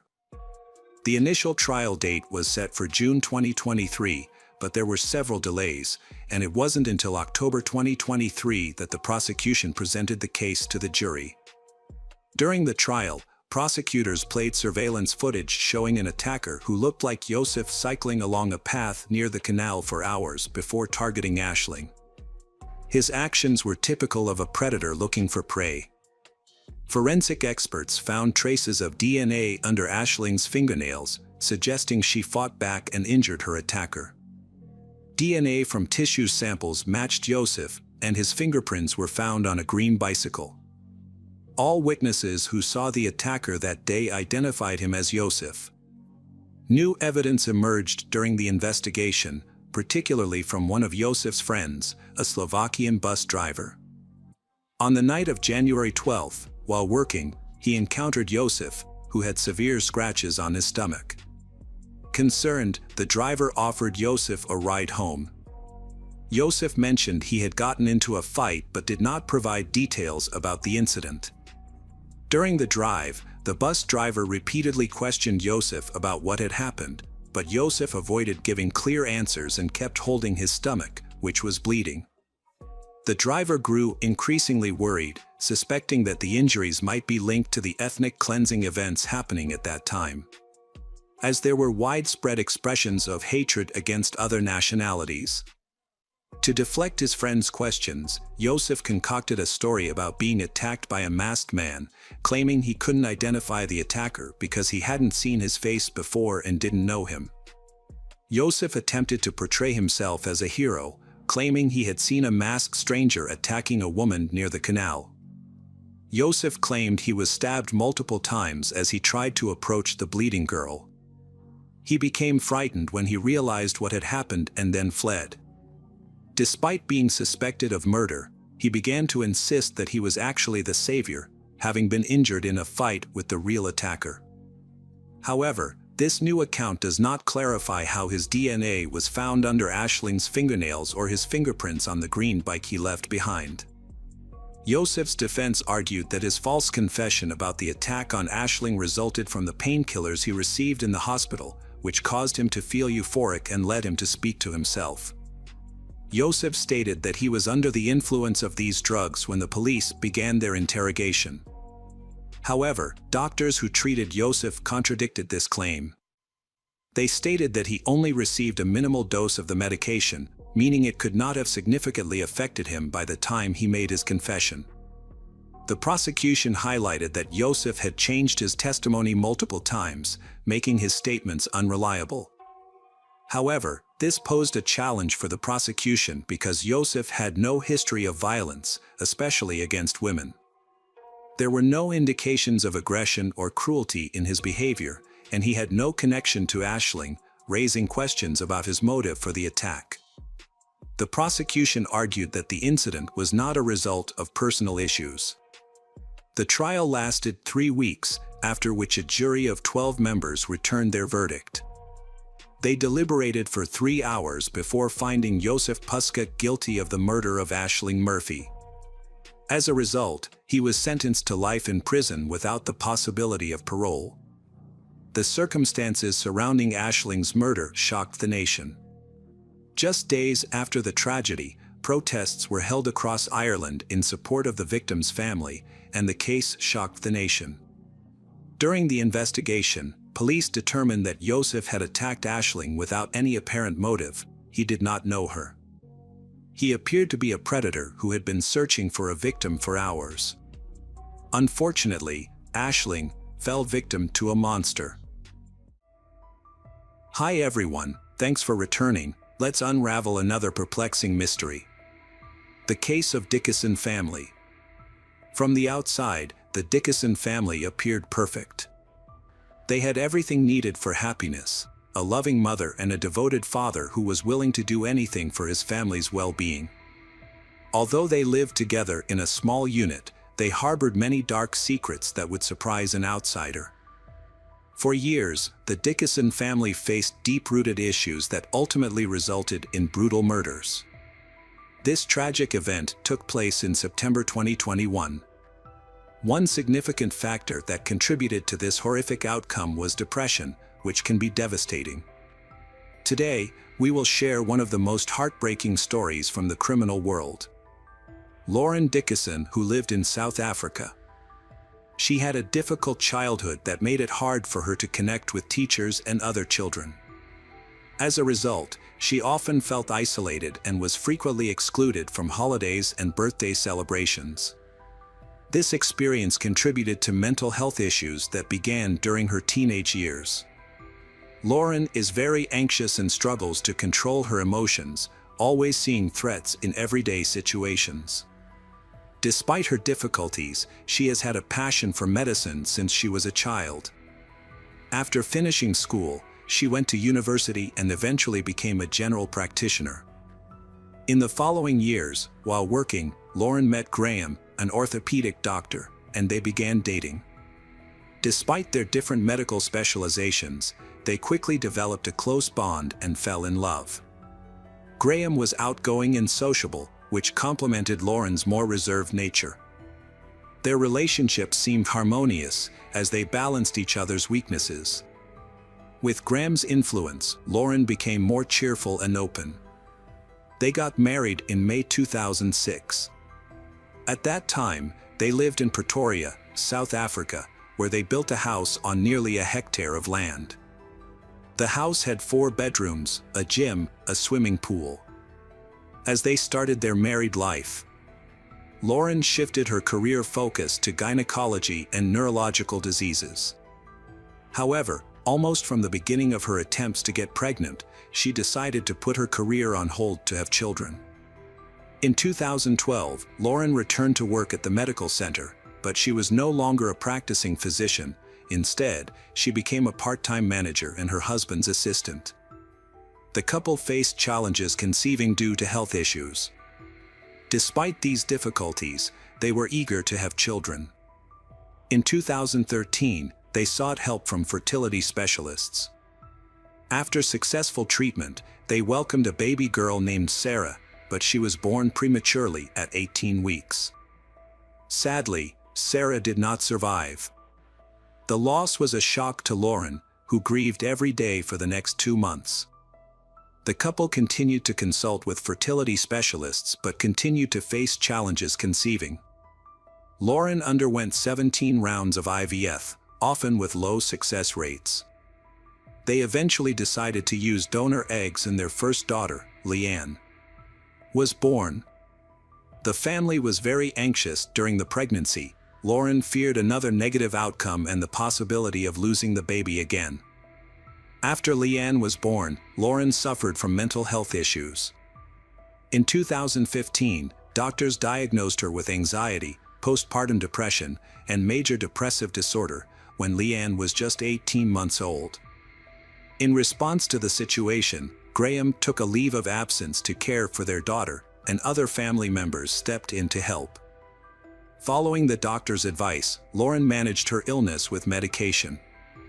Despite the challenges, the couple remained hopeful about having a second child, and after a few years, Lauren became pregnant again.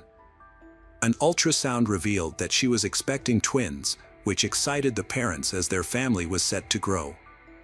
However, during the examination, they learned that one of the girls had a cleft palate, which caused Lauren significant anxiety.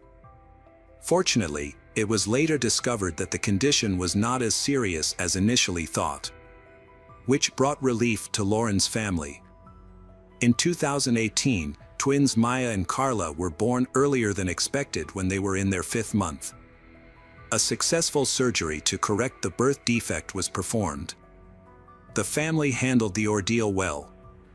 After the surgery, Lauren and Graham decided to hire a nanny to help care for the family.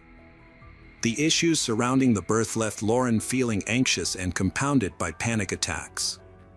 Her husband Graham described her as an extremely anxious mother, constantly worrying about their children. Lauren was overprotective, often watching their every move, which irritated the kids. Despite these challenges, they managed to overcome many of the difficulties.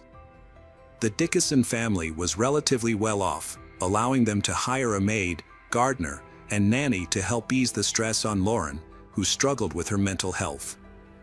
By 2020, the Dickinson family had sold their house and land and moved abroad. They chose to rent a comfortable apartment. This new living situation has significantly improved their family relationships. For the first time in 10 years, Lauren stopped taking antidepressants. By March 2021, she was off all medications and had good mental health. This positive change inspired her to start doing CrossFit at least 3 times a week to stay in shape. In addition, she overcame her eating disorder. This change gave her a more positive outlook on life. Graham noticed positive changes in Lauren and was relieved that she seemed to have overcome her previous health problems. However, their happiness did not last long. By June 2021, Lauren's depression had returned. As a result, Lauren decided to see her psychiatrist again, who prescribed her antidepressants after she described feeling depressed and isolated. The Dickinson family was in a difficult situation. Graham was often home because he did not work, and the children became very attached to him, always wanting him around. As a result, Lauren felt left out and she often argued with her children, who preferred to be with their father. Although they appeared to be a happy family on the surface, things were actually very tense and could explode at any moment. In July 2021, South Africa experienced a series of riots that heightened Lauren's anxiety. The violent protests triggered panic within her family, prompting them to quickly decide to move to New Zealand, which they saw as a quieter and safer place. This move was also strategic, as Graham's parents lived there. However, their hopes were met with numerous challenges. Immigrating under such circumstances carried the risk of being denied a residence permit due to chronic illness or health conditions. To hide her struggles from the authorities, Lauren stopped taking her antidepressants shortly before the move. Her psychiatrist had told her that she was stable and no longer needed medication. Nevertheless, the pressure of the immigration process caused Lauren significant stress, worsened by her insomnia. She was only getting 2 hours of sleep each night because of the increased workload. Before the move, she began taking another medication in August 2021. The Dickinson family left South Africa on August 2nd. Lauren later described the trip as one of the most difficult times of her life, filled with anxiety about their future in New Zealand. Upon arriving in New Zealand, they settled in Timaru, a quiet town of about 30,000. The family's struggles continued. Their living conditions in New Zealand were not much better than in South Africa, with frequent power outages. In addition, Graham had to return to work earlier than expected, adding to the Dickinson family's stress. Graham started working at a hospital in Timaru and started his shift. Lauren hoped that they would have more time to deal with the challenges of moving house and adjusting to a new. Lauren felt overwhelmed with family issues and was left to care for 3 young children on her own without any support. On the appointed day, the Dickinson family went to the immigration office and were selected as potential citizens, while many other families faced rejection. Their application was accepted and they were told to wait for a response. The couple then went to a local Christian school to enroll their child in kindergarten. Graham noticed that during this time, Lauren seemed particularly sad, as if a dark cloud was hanging over her. She seemed far from the cheerful person who shared her life on social media. Even the smallest setback would send her spiraling deeper into depression. During this challenging period, Lauren kept in touch with her new friend Letitia through social media. She attempted to call Letitia, who had recently moved, to invite her to dinner, but her messages went unanswered. Meanwhile, Lauren and her spouse were looking for a rental property, but all the houses within their budget were in poor condition. They were temporarily staying in a house provided by the hospital, which only added to Lauren's stress as she was already feeling overwhelmed. However, on the night of September 14, 2021, Lauren had trouble sleeping. The next day, she had to take Maya and Carla to kindergarten and take Leanne to school. The morning was lively as the children, excited about their early rise and packing, chose their outfits without noticing their Lauren's fatigue. After dropping them off at school, Lauren returned home and lay down to rest. At 10:47 a.m., she received a photo from her kindergarten teacher showing her twins eating lunch at their table. Then Lauren cleaned the house, organizing her belongings because her family had just moved here. After running errands all day, Lauren picked up the girls from daycare and school around 3 p.m. and took them to the playground. Later, at home, Carla threw a tantrum because she missed their dad, who was at work. The other twin, Maya, had recently fallen out of bed and hurt her stitches. The girls cried so much that Lauren felt like a bad mother, trying to comfort them when they ignored her attempts to comfort them. Lauren cooked chicken nuggets for the children, but they were not satisfied with the meal. This led to a breaking point for her. Feeling overwhelmed, Lauren bathed the children and put them to bed around 6 p.m. Although she received several messages from friends in South Africa, she did not have time to reply to all of them. Graham returned home from work, had a quick dinner, and then left for an important meeting at 7 p.m. While he was away, chaos erupted in the house. About 20 minutes after he left, the children began to scream. In an attempt to calm them down, Lauren went to the garage to get some zip ties. Lauren told the children they were going to weave a necklace and placed the zip ties around their necks. No idea what was going on and were happily playing along. However, Leanne was angry with her mother and criticized what she was doing. For Leanne, it was not a game. In a fit of rage, Lauren began suffocating her children with pillows and blankets. She said that she was very sick and would soon die, and that she was killing her children because she was afraid that no one would take care of them. After Lauren believed the children were dead, she attempted to end your life.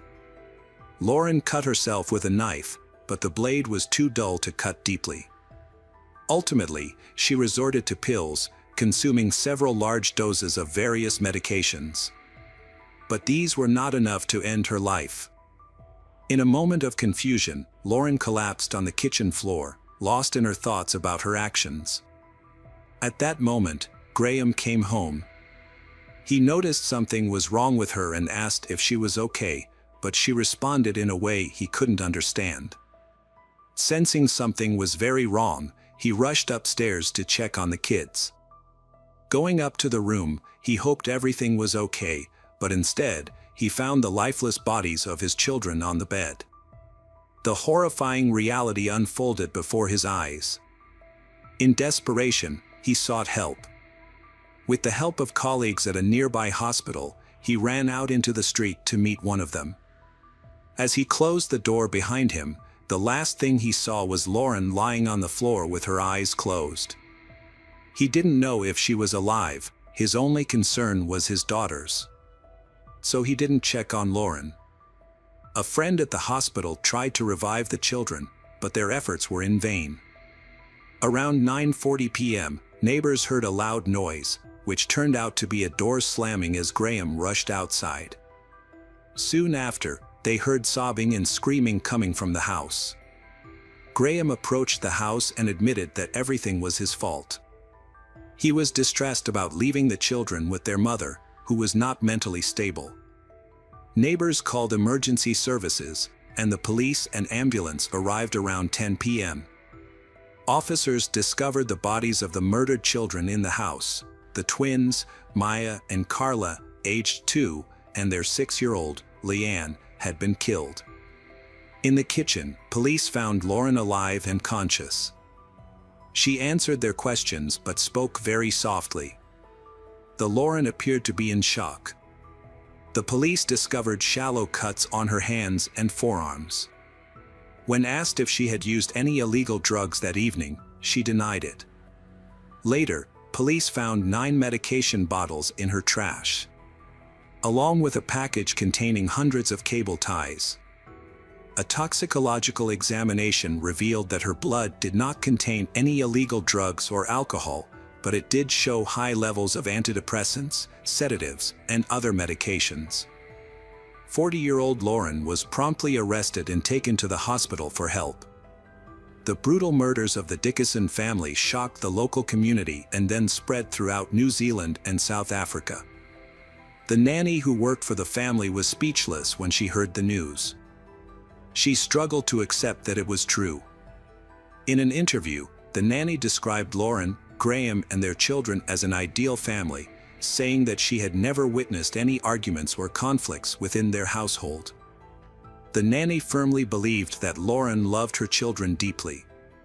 She last saw the children in June 2021, when the Dickinson family was excited about moving to New Zealand.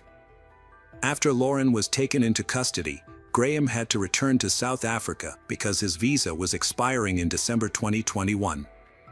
He later returned to participate in the trial. He communicated with Lauren and found it hard to believe that she had harmed the children. The day after her arrest, Lauren woke up in the hospital. She was in disbelief about her situation and was even more shocked, and the police entered her room and accused her of killing 3 girls. On September 18, Lauren Dickinson was officially charged with triple murder. Lauren admitted to the crime but stated that she did not want to harm her children. She explained that her actions stemmed from her mental instability and the overwhelming challenges she faced as a mother. Lauren expressed feelings of inadequacy in her parenting, struggling to manage her children, who were often screaming. Eventually, the stress became unbearable for her. She recounted how she killed her children, first Carla, then Leanne, and finally Maya, using pillows and blankets to suffocate them. Although Lauren denied experiencing auditory or visual hallucinations, her lawyer requested a psychiatric evaluation following the preliminary court hearing. During this time, Lauren refused to eat and lost weight, dropping to 47 kilograms. Her physical and mental health issues delayed the case for a month, leading to the rescheduling of the hearing for July 2023, nearly 2 years after the tragic events. In court, Lauren's lawyers sought to focus on her mental health struggles as part of their defense strategy. New Zealand law is very lenient towards those who commit crimes against children, especially in cases of manslaughter, where the offender can receive a suspended sentence. It was important for the defense to show that Lauren's actions were a response to extreme stress, showing that she considered killing her child a form of self-defense. The trial began on July 17, 2023, and lasted 4 weeks. Attorneys have said that Lauren had suffered from years of health problems and struggled with depression. Her mental health struggles led her to consider killing her daughter as a way to deliverance. Tensions had recently escalated between Lauren and her children. They often disobeyed her, which led her to resort to physical punishment and consider sedatives. During the trial, Graham revealed that Lauren had raised concerns about the children's safety on 3 separate occasions, but he had not taken them seriously. Each time he left the house, he felt remorse. In May 2019, Lauren expressed a desire to smother their daughters with pillows. In July 2011, she mentioned wanting to cut their femoral arteries in the bathroom. Despite these alarming statements, they were not considered serious at the time. Lauren has a hard time managing her spoiled twins, expressing her frustration by saying, "Children drive she crazy. They are wild, brazen, and disobedient. She tired of them. She wish I could start over and make different choices." Lauren had to face many difficulties to become a parent, making it difficult for others to believe that she could hurt the children. During the trial, Graham described her difficulties in raising her children. He rarely saw her show affection to her children, and they did not seem to seek her out. This became especially evident when he was home more often and the children clung to him, leaving Lauren without the opportunity to play with them. He sensed something was wrong, but attributed it to her withdrawn personality and inability to participate in fun activities. Graham mentioned that New Zealand did not meet Lauren's expectations. The new country felt completely different from what she had envisioned. This led to a significant cultural shock from everything she encountered. Graham expressed forgiveness towards his wife, believing she was overwhelmed by the challenges she faced. He urged others to forgive her and pray for Lauren. Meanwhile, the prosecutor's office aimed to demonstrate that the triple murder was premeditated. They presented evidence showing that the actions were methodical and intentional, including search engine queries. The Lauren had repeatedly searched for lethal doses of various medications for children and methods of strangulation. Additionally, she had confided her disturbing plans to family members on several occasions.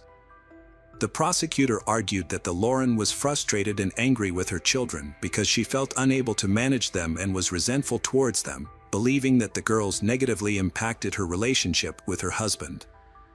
Psychiatrists confirmed that the Lauren was likely in an unstable mental state at the time of the crime.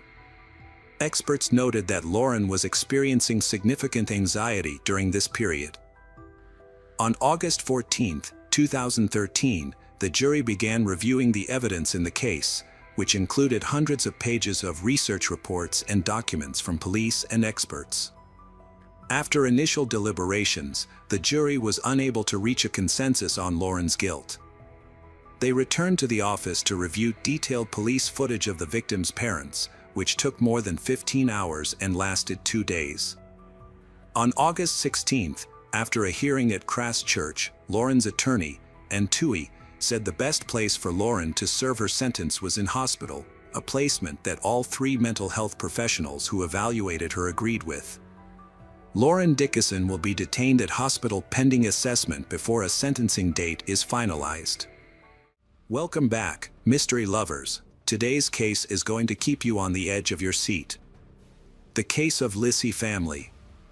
This story takes place in Modo Visconti, a small town between Milan and Pavia, Italy, with a population of just 6,000.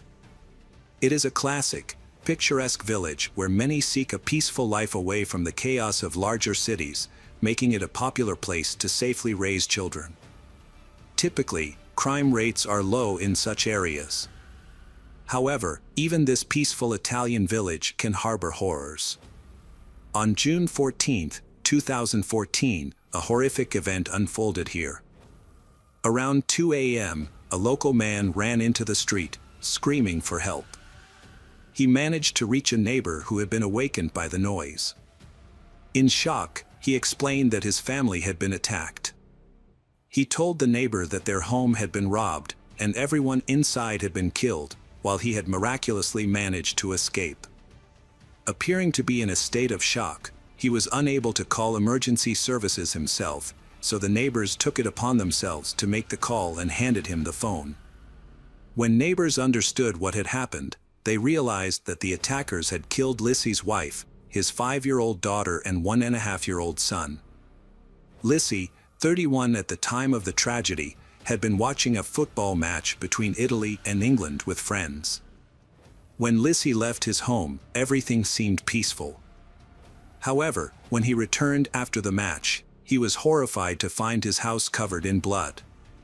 First, he discovered the body of his wife Catherine, then went upstairs and found the bodies of his children in the room.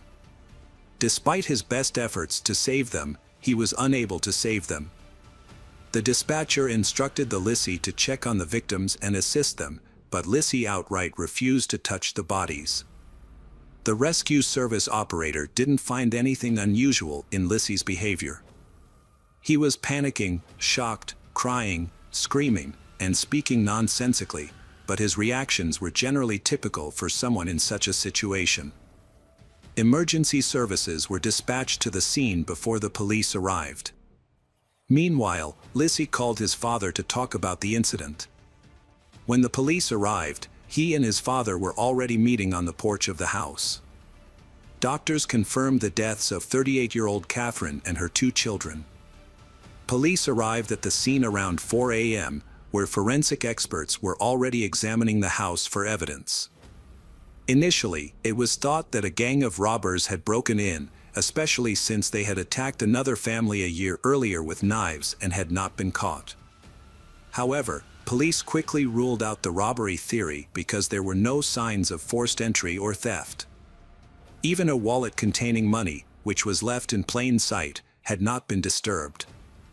It seemed unlikely that the intruders could have entered and exited the house without leaving a trace unless they were familiar with the victims. The house was unusually clean, with hardly any blood stains that should have been there after an attack. It raised concerns that the criminal had cleaned the entire house, with suspicion naturally falling on Julissa. Statistics show that the people closest to a victim are often the ones who commit the crime.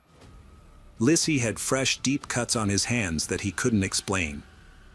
He also discovered the lifeless bodies of his family members, which were already cold, suggesting they had been murdered hours before he went to see his friends. The police observed that he was acting oddly. Lissie struggled to show emotions. He couldn't cry, no matter how hard he tried. He seemed very anxious, glancing around nervously. Since he couldn't produce tears, he stood there in silence, doing nothing, even though his entire family had been brutally killed. It appeared as if he didn't care at all. This behavior aroused suspicion, and as police began questioning him, Lissie's fears became clear. He began pacing the room, scratching his hands and banging on furniture. While this could have been a sign of stress and distress, police suspected something much darker. Doctors recommended treatment for Lissie's arm wound. Later, he was asked to strip down for examination. When he removed his shirt, police discovered drops of blood on his lower back, but his clothes were clean.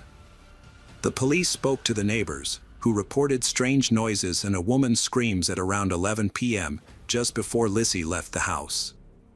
However, the noises quickly disappeared and the neighbors did not think to call the police. Had they acted sooner, it could have saved the children's lives, as they did not die immediately but bled out over a long period of time. The police observed that the mess in Lissie's house was unusual for a typical robbery. Usually, thieves leave items scattered and broken, but in Lissie's case, many things were untouched and arranged neatly, as if someone had staged. This raised suspicions about Lissie's involvement in the triple murder. Experienced police pieced together the evidence like a puzzle and brought Lissie in for questioning. During the interrogation, Lissie acted unusually, instead of responding to questions. He requested pizza, sweets, and soda. He denied any connection to the crime and stuck to his version of events. After his arrest, Lissie was locked in a cell, where he promptly fell asleep. The next day, he remained calm and even carefree, which was evident in his demeanor. The police decided to investigate Lissie's colleagues, who revealed that he had recently developed strong feelings for an attractive girl named Maria. Lissie became increasingly focused on Maria and made the firm decision to end her relationship with Catherine. During his interrogation, Lissie tried to create an illusion of love and devotion for Catherine. The police were concerned about his mental health. They decided to manipulate his emotions. The police informed Lissie that his new colleagues despised him even more after the deaths of his wife and child, and this tactic worked. It threw Lissie off balance. He lost his temper and exploded in anger. 20 minutes later, he began confessing, after which Lissie was formally charged with murder. The police began gathering information about his family in preparation for the trial. Lissie was born in Kazara as the first child in the family and later had a younger brother. Their father was a strict and demanding man, clearly favoring his youngest son over Lissie, who was often scolded. Lissie felt deeply hurt by this treatment and never found the courage to confront her father. He followed his orders without question, and if he was in a bad mood, Lissie would immediately retreat, knowing that it could lead to more trouble. During his teenage years, Lissie grew fed up with what he had been through as a young man. By the age of 20, he began to show his true character and no longer wanted to hide his feelings or follow his father's orders. At school, he faced bullying and was influenced by his family's expectations, but he persisted in trying to make people happy. This desire to please became a painful struggle, as Lissie often put the needs of others before his own. Lissie faces psychological issues but avoids addressing them, instead choosing to let events unfold naturally. Occasionally, Lissie will engage in arguments, but he is easily overpowered by others. To prevent worsening the situation, he believed he was making the right choice by avoiding any conflict. He felt certain that he would lose in any confrontation, so he chose to remain silent and endure everything. He had been conditioned to value others' opinions over his own. He would laugh when others laughed and felt sad when they were sad. Lissy always tried to present himself well to avoid criticism about his appearance. He started going to the gym to fit in more socially. He was terrified of social rejection, but he hid his insecurities by portraying himself as altruistic and or help others. Lissy's father forced him to study economics at university, leaving him with no other choice. He pursued this path and graduated at 21, securing a consulting job at a large firm in Milan. However, he did not enjoy the job. Despite his dissatisfaction, he stayed in the job due to the high salary and good working conditions. He spent all his free time focused on his career, and while it seemed he was successful, he still did not find fulfillment in it. Feeling the pressure from those around him, including friends who constantly asked when he would find a girlfriend and get married, Lissy began searching for a wife. After 2 years of unsuccessful dating, he finally met his future wife, Catherine. Lissy, 23, and Catherine, 30, their age difference doesn't seem to pose any problems. She's more mature and experienced, often guiding him through their relationship. Catherine sees their relationship as the perfect foundation for starting a family. Catherine is a determined and possessing a strong personality that makes her difficult to manipulate. She's been independent since she was a child. By the age of 20, Catherine supported herself. Although she seemed uncertain about her direction, she was still full of energy. She aspired to pursue acting and further her education. Catherine devotes all her free time to her passion. In contrast to Lissy, the difference between her and Lissy is clear. Catherine shares a relationship with her father based on mutual understanding and respect, while Lissy shares very little with her father. While Catherine was socially active, Lissy was rather introverted. She became an insurance agent at a company in Modo Visconti. She had a successful career and was highly regarded at work. Catherine chose to stay in this small town because it made her feel comfortable. Her family and friends lived nearby, and she found everything she needed in life without any problems. Catherine loved musicals and performed at the Modo Visconti Oratory. During this time, she also developed a love for public speaking, and it was here that she met her future husband, Lissy. Catherine was attracted to him immediately, but their initial meeting did not work out because he was too shy. They met again in 2014. At the time, Catherine was performing on stage, and Lissy seemed to come alive when he looked at her. His friends noticed a change in him. His usually indifferent expression lit up with excitement.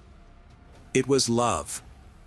Before this meeting, Lissy had never been in a serious relationship, but he seemed ready to start a family. They started dating and their relationship quickly developed. A few months later, when things became more serious, they introduced each other to Catherine's parents.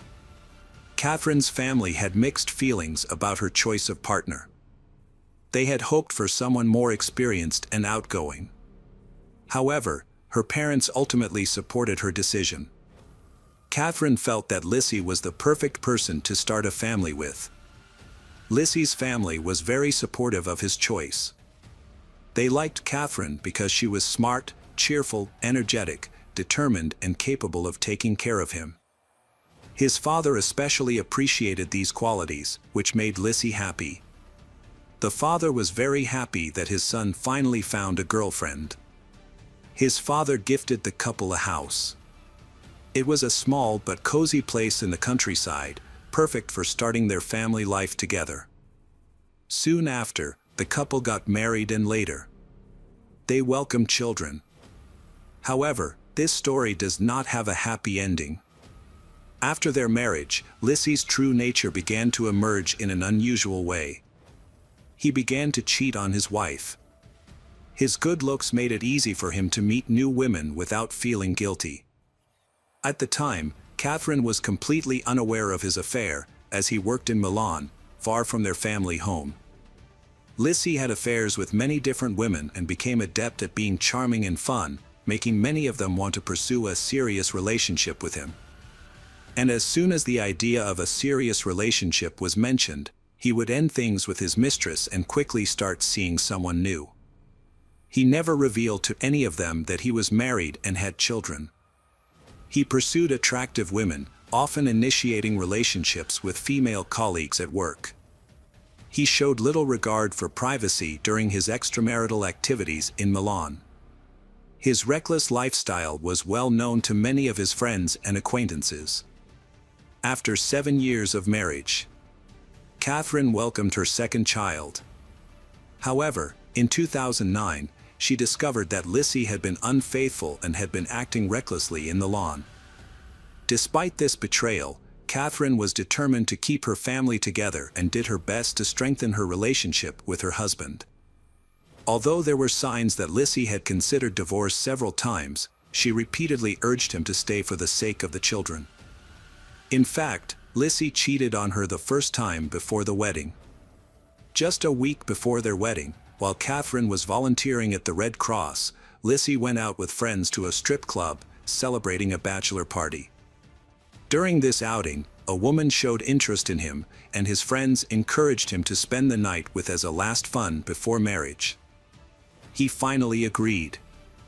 The next day, he confessed to Catherine that he enjoyed being single and admitted that he was not ready for marriage or a serious relationship. Heartbroken, Catherine packed her things and moved in with her parents. However, the next day, Lissy returned, apologized to her and her family, and begged her to come back. Catherine forgave him and they eventually married. Friends say he loved spending time with his children and playing with them, but he never showed affection. Those who knew him never saw him kiss or hug his son and daughter. His life was filled with lies that were obvious to both him and those around him.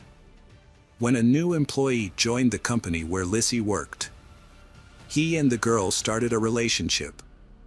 But the girl did not want to be the reason for the breakup, especially because it would leave the two young children without a father. Meanwhile, Lissy was haunted by his unrequited love. This frustration led him to come up with a dark plan. Despite the objections of his colleagues, Lissy decided to end his marriage to Catherine. However, he was too afraid to approach his wife and discuss it, fearing that another conflict would arise and complicate things even more.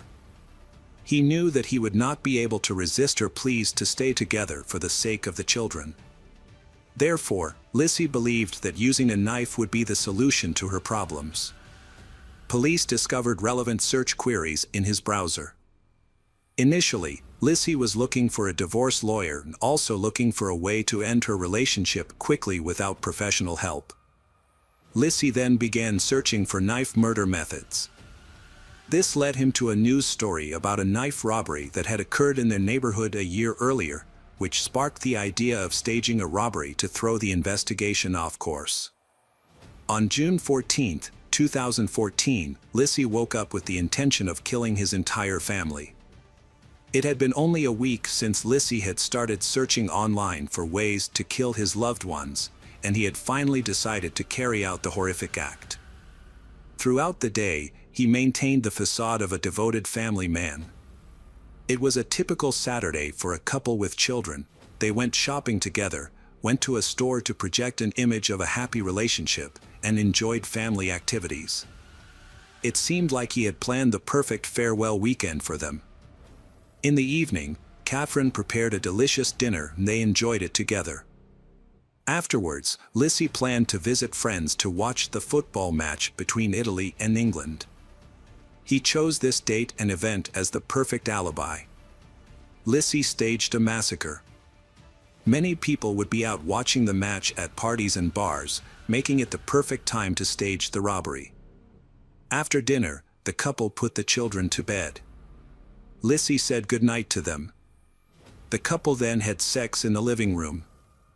Around 11 p.m., Lissy told his wife that he was going to visit friends. Instead of getting dressed, he went into the kitchen in just his underwear and grabbed the largest knife in the house. He returned to the living room where Catherine was watching TV and talking to him. Lissy then approached her from behind and stabbed her in the neck, thinking that Catherine would die instantly. However, she got up and ran away. After a few steps, he caught up with her and continued stabbing her repeatedly without stopping. After stabbing Catherine 5 times deep into her chest and abdomen until she showed no signs of life, he then went into his eldest daughter's room. Despite the noise and the slightly open door, she was still fast asleep. He approached her and stabbed her once in the neck. Next, Lissy entered the room of their second child, who was 20 months old at the time.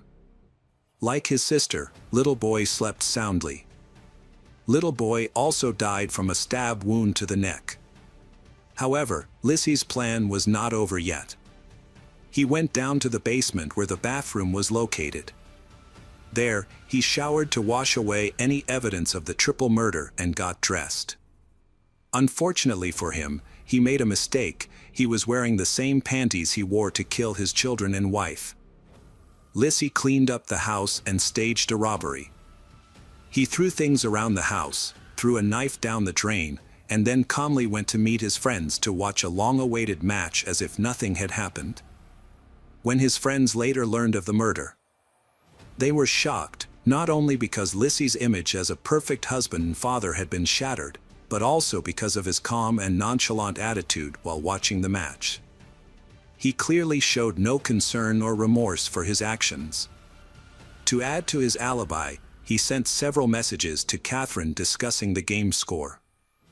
At 2 a.m., Lissy returned to the crime scene, acting as if it were a normal day. He parked his car in the garage, changed into his indoor shoes and went into the kitchen. There, he saw the chaos he had created and even recorded a short video. In the video, he claimed that he had come home to find a robbery had taken place. In the video, he enters the living room and finds his wife lying in a pool of blood. In shock, he screams and runs outside to get help. However, he does not go upstairs to check on the children.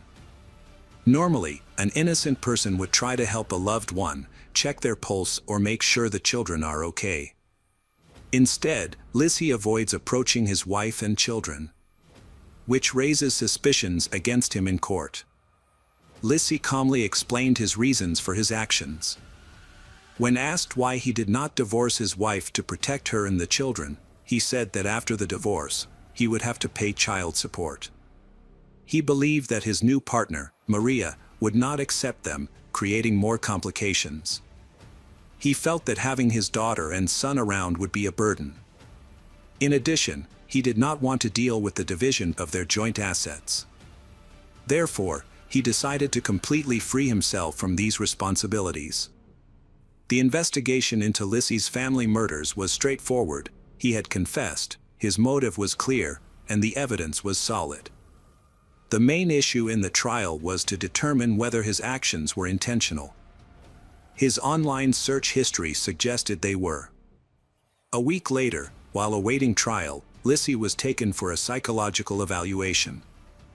It was possible that he may not have been fully aware of his actions. Experts determined that Lissy was sane and fit to stand trial. During the trial, he chose not to have a lawyer, believing that fighting for his freedom was unnecessary. Lissy was sentenced to life imprisonment, which he initially accepted. However, after starting his sentence, his feelings may have shifted. He declined legal representation and filed an appeal, but soon after, he sent another letter withdrawing the appeal and stating that he believed the sentence was fair. Although it may seem odd, Lissy's refusal was not surprising. Throughout his life, he had never been one to fight for anything. Now, in prison, he found himself in an environment where he didn't have to make decisions or strive for anything. He could simply be passive and quiet.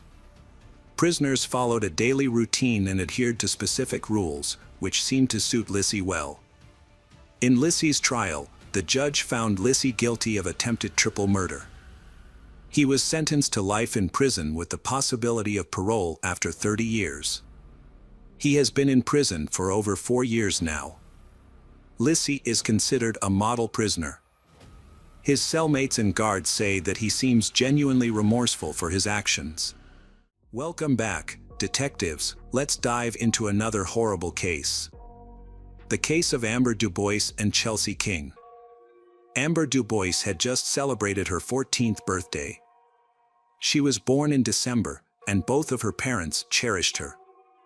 In 1999, her parents separated, and she chose to live with her mother. However, she maintained regular contact with her father, Morris, and visited him later on. Her mother married Dave Cave, and together they had another daughter named Allison. The mother and her daughters shared a strong bond. Amber had a good relationship with her stepfather, whom she regarded as a second father, and he affectionately referred to her as his daughter. They all lived together in Dave's house as a tight-knit family. Amber was a girl who loved reading and writing stories. She eagerly consumed books and was not interested in the typical activities that girls her age usually enjoyed. She didn't care for shopping for makeup and clothes, and boys held no appeal for her at that time. Instead, she was passionate about studying. Amber frequently attended extra classes at school because she had set herself a challenging goal to master the curriculum ahead of schedule, and she was well ahead of her classmates. Her greatest passion was animals. She nurtured this love in many ways, from reading books to visiting various zoos and exhibitions. She adored all creatures, from insects to elephants, regardless of their appearance or size. Amber wrote detailed accounts of her experiences with these animals in her diary. This passion evolved from a hobby into a dream of becoming a marine biologist, focusing on animal behavior. Amidst this, she was excited about the opportunity to join a school program called Farmers of the Future, where students could acquire a farm animal. Amber was eager to buy a lamb. Amber's mother and stepfather were not very wealthy, but she strongly urged them to support her project financially. Although they were hesitant at first, they eventually agreed under her persuasion and gave her about $200 for a lamb. However, they wanted to make sure Amber understood the responsibilities that came with this decision. Her mother suggested Amber write a sort of business plan outlining the steps to achieve her goal. Amber wrote a thorough letter that spanned over 2 pages. Recognizing her understanding of the project, her mother agreed to help her carry out the plan. The Amber was excitedly awaiting the day she could pick up her little lamb, whom she had named Lynette.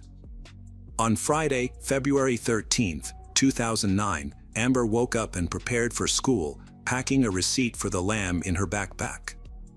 She walked to school every day, taking a short 10-minute route. However, that day, she did not return home as expected. Her stepfather was the first to notice. Initially, Dave thought she might be spending time with animals or had already gone to pick up her lamb and simply lost track of time. He searched the area around their home but couldn't find her and called out her name, receiving no response. Concerned, he contacted the farmer from whom Amber was supposed to buy the lamb. But the farmer informed him that she had not visited. Next, he called his wife to tell her what had happened. In a state of panic, she quickly called her daughter but received no response. The mother then asked Dave to check both the club and the school for their daughter. He got into his car and drove to the club first, but the staff there informed him that they hadn't seen Amber. Next, he went to her high school, hoping she might still be there, perhaps staying late to take care of her animal or to work on a project. However, when he spoke to the girl's teacher, he was met with a shocking revelation. The teacher informed him that Amber had not attended school that day. Suddenly, it felt like the ground had disappeared beneath him, and his panic escalated, especially when her mother learned about her daughter's absence from school. Amber was an outstanding student, diligent, intelligent, and humble. She worked hard every day to achieve her goal of finishing school early. Under no circumstances could she skip school voluntarily, which led her mother to worry about the worst possible scenarios. On that particular day, Amber was also excited because she was finally going to get her own lamb, a dream she had cherished for a long time. Despite their fears, they held on to hope that she would be found soon. Amber's mother immediately called the police to report her missing. She cried on the phone, pleading with them to start the search for her daughter right away, and they quickly launched an investigation. Meanwhile, her mother took time off work and hurried home to search for Amber. She also informed Amber's biological father, who joined the search as well. Police officers arrived at their home and spoke with Amber's Dave and mother.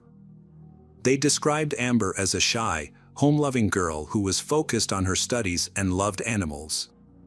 They emphasized that she was not a troublemaker and had very few friends, making it unlikely that she had run away. Police examined Amber's belongings and concluded that she had not escaped from home. All her possessions and money were left behind, so the police decided to visit her school. They followed the route Amber took daily for many years, hoping to find clues about her whereabouts. It was suspected that she might have been meeting someone before she vanished, but they found no evidence along the way. The police then spoke to the Amber's classmates, who confirmed that she was very focused on her studies and rarely interacted with anyone.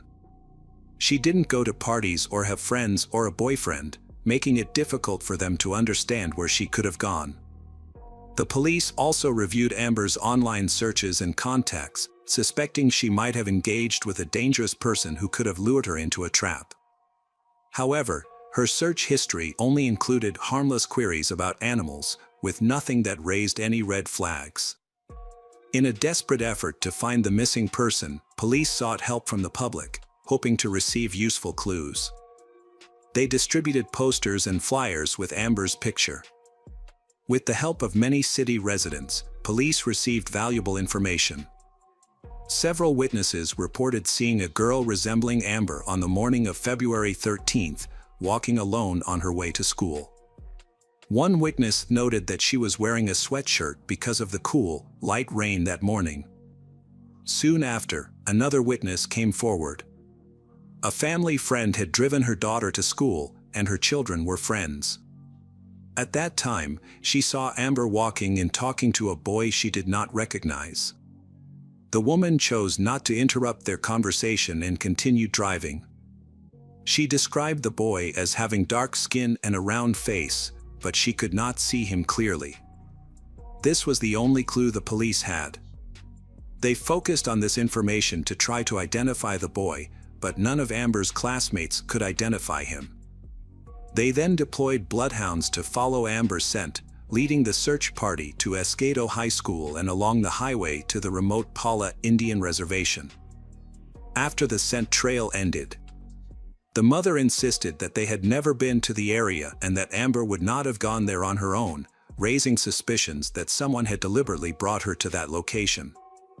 News of Amber's disappearance quickly spread throughout the community and attracted significant media attention. This prompted many volunteers to form search parties and visit police stations to offer help. Eventually, the FBI became involved in the investigation. Agents first focused on known criminals in the area with a history of violent sex crimes, conducting over 500 interviews. Unfortunately, this effort did not yield any useful information. Police also re-examined Amber's home using luminol to look for blood, but found no signs of a struggle. They also reviewed all available surveillance footage along Amber's route, but although she appeared on several cameras, none captured the moment she disappeared. Time passed, and the police still had no valuable leads. Search teams could not find any clues. From all the information gathered, the police could only identify one suspect, Dave. This suspicion arose from the beginning of the investigation. His story seemed fabricated. The police closely examined the family and found an atmosphere of love and understanding. However, Dave had problems with his teenage stepdaughter, Amber. He felt that she should spend more time with the family, while she preferred to focus on her studies, participate in club activities, and spend time alone at home. Dave provided a confusing account of his activities on that fateful Friday. He claimed he didn't go to work, which was unusual for him. Instead, he attended a personal training session, returned home, and then left again. His inconsistent statements raised suspicion with the police. He also visited his wife at her workplace to give her chocolate-covered strawberries as a Valentine's Day gift, an unexpected gesture since it was the first time he had done something like that in their relationship. Additionally, he did not check the answering machine when he got home, which was unlike him. It seemed that Dave was preoccupied with something else, a fact that his wife noticed, remarking that his behavior that day was out of character.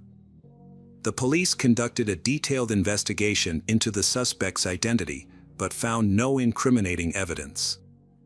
Eventually, they invited him to the station for several tests, including a lie detector test, which he accepted. Dave was asked to remove his shirt for an examination for scratches, but none were found. Furthermore, he passed 8 polygraph tests.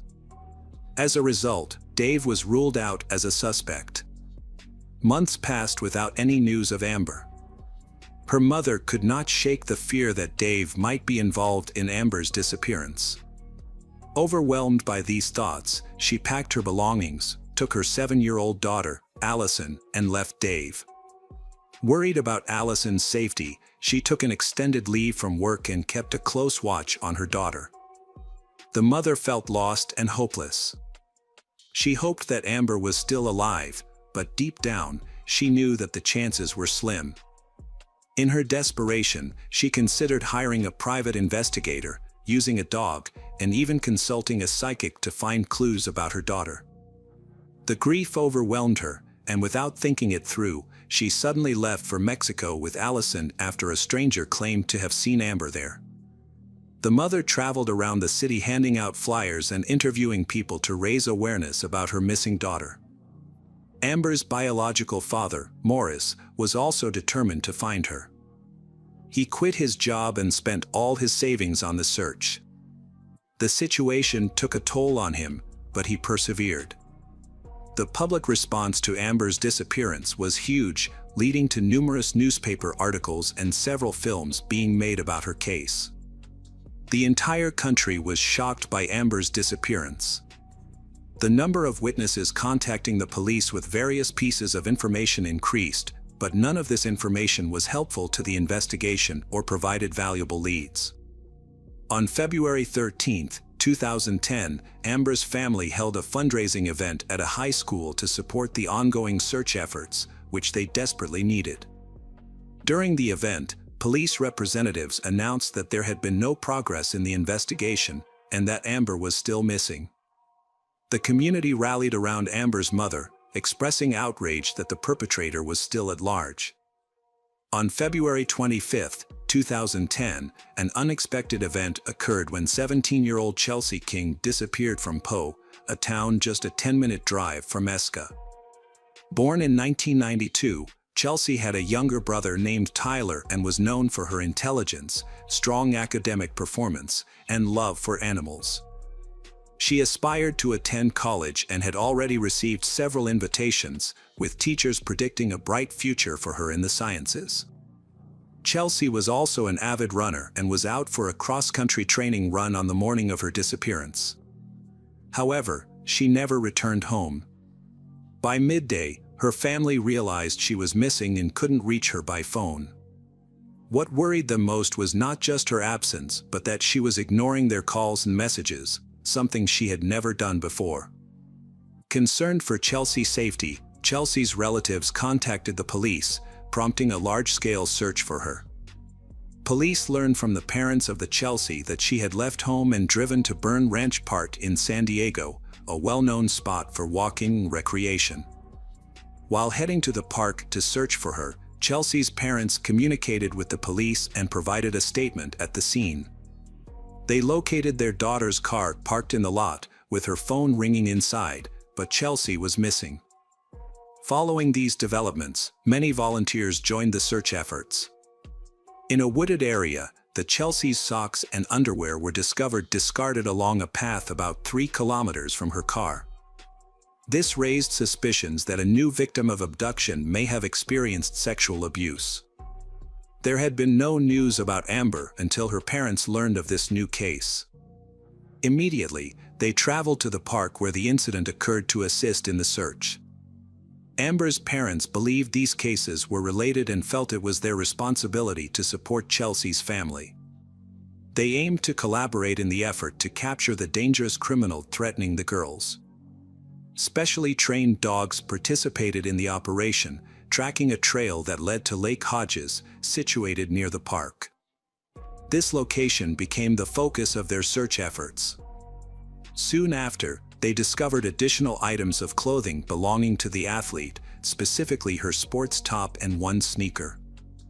As the search progressed, police reviewed the timeline of events and the most recent crime reports concerning the disappearances of girls.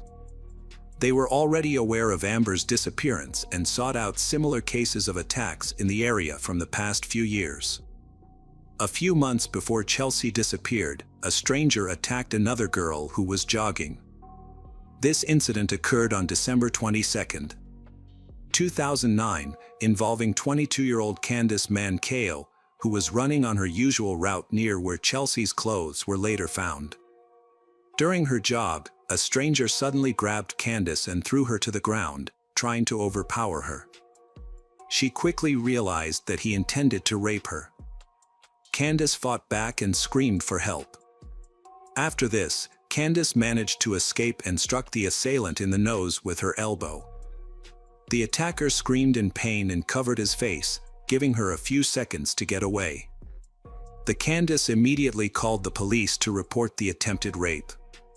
At that time, the investigation into Candice's case was still ongoing, but police lacked any leads. The police revisited the description of the rapist provided by the survivor. He appeared to be between 23 and 26 years old, fair-skinned with dark hair, and of large build. Meanwhile, the police received analysis results from Chelsea's belongings, which had been found in a wooded area.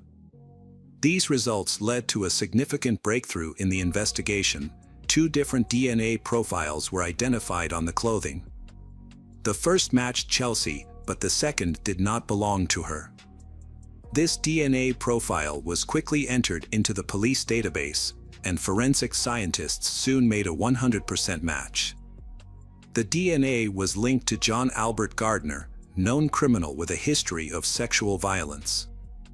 Given this connection, police immediately began searching for him in relation to Chelsea's case. The John lived near Bernard's Ranch at the time of his arrest on February 28, 2010. He was 31 years old. Police first examined the John's properties. He owned and rented a significant amount of real estate, but they found no evidence of the Chelsea in any of these locations. After his arrest, the John requested a lawyer and refused to speak with police, which shortchanged the police of valuable time. Despite this setback, there was still hope that Chelsea was alive. The team began to closely analyze the John's profile to determine where he might have taken Chelsea after the kidnapping. John Albert Gardner was born in 1979 in California. He had a challenging childhood, as he frequently moved with his parents. His father struggled with alcoholism and was abusive towards both John and his mother. Additionally, John revealed that he experienced sexual harassment from a female family member, although he did not disclose her identity, stating it was not his mother. John's mother later noted that he had mental health issues from a young age. He spent time in a specialized clinic and took about 20 different medications, but none were effective. John was diagnosed with bipolar disorder and attention deficit syndrome, which caused his mood to fluctuate drastically. In stable moments, he was friendly and cheerful, but he could quickly become volatile when his darker tendencies emerged. In the year John was arrested, he invited a 30-year-old neighbor to his home to watch a movie. Instead of just watching a film, he began to harass her and then attacked and beat her. Fortunately, she survived the assault, managed to escape from his house, and reported him to the police. As a result, John was charged and sentenced to 6 years in prison.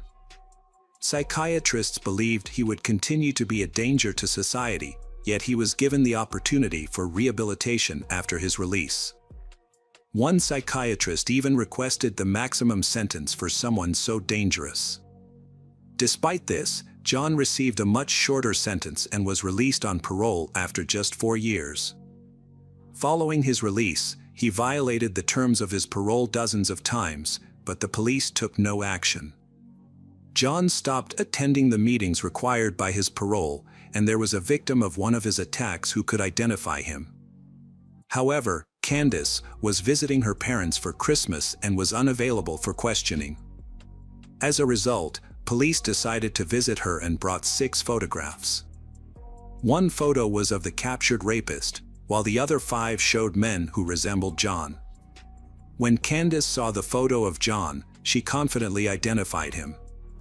All the evidence points to him, although John and his lawyers deny his involvement in Chelsea's disappearance. They cannot explain why his DNA was found on her underwear in the park. Police found it nearly impossible to communicate with the John. He would sit in silence, fixated on one spot, completely ignoring the police. Then, without warning, he would either scream in anger or laugh uncontrollably. At one point, John posed a critical question to the police, hinting that there might be other victims involved in the case.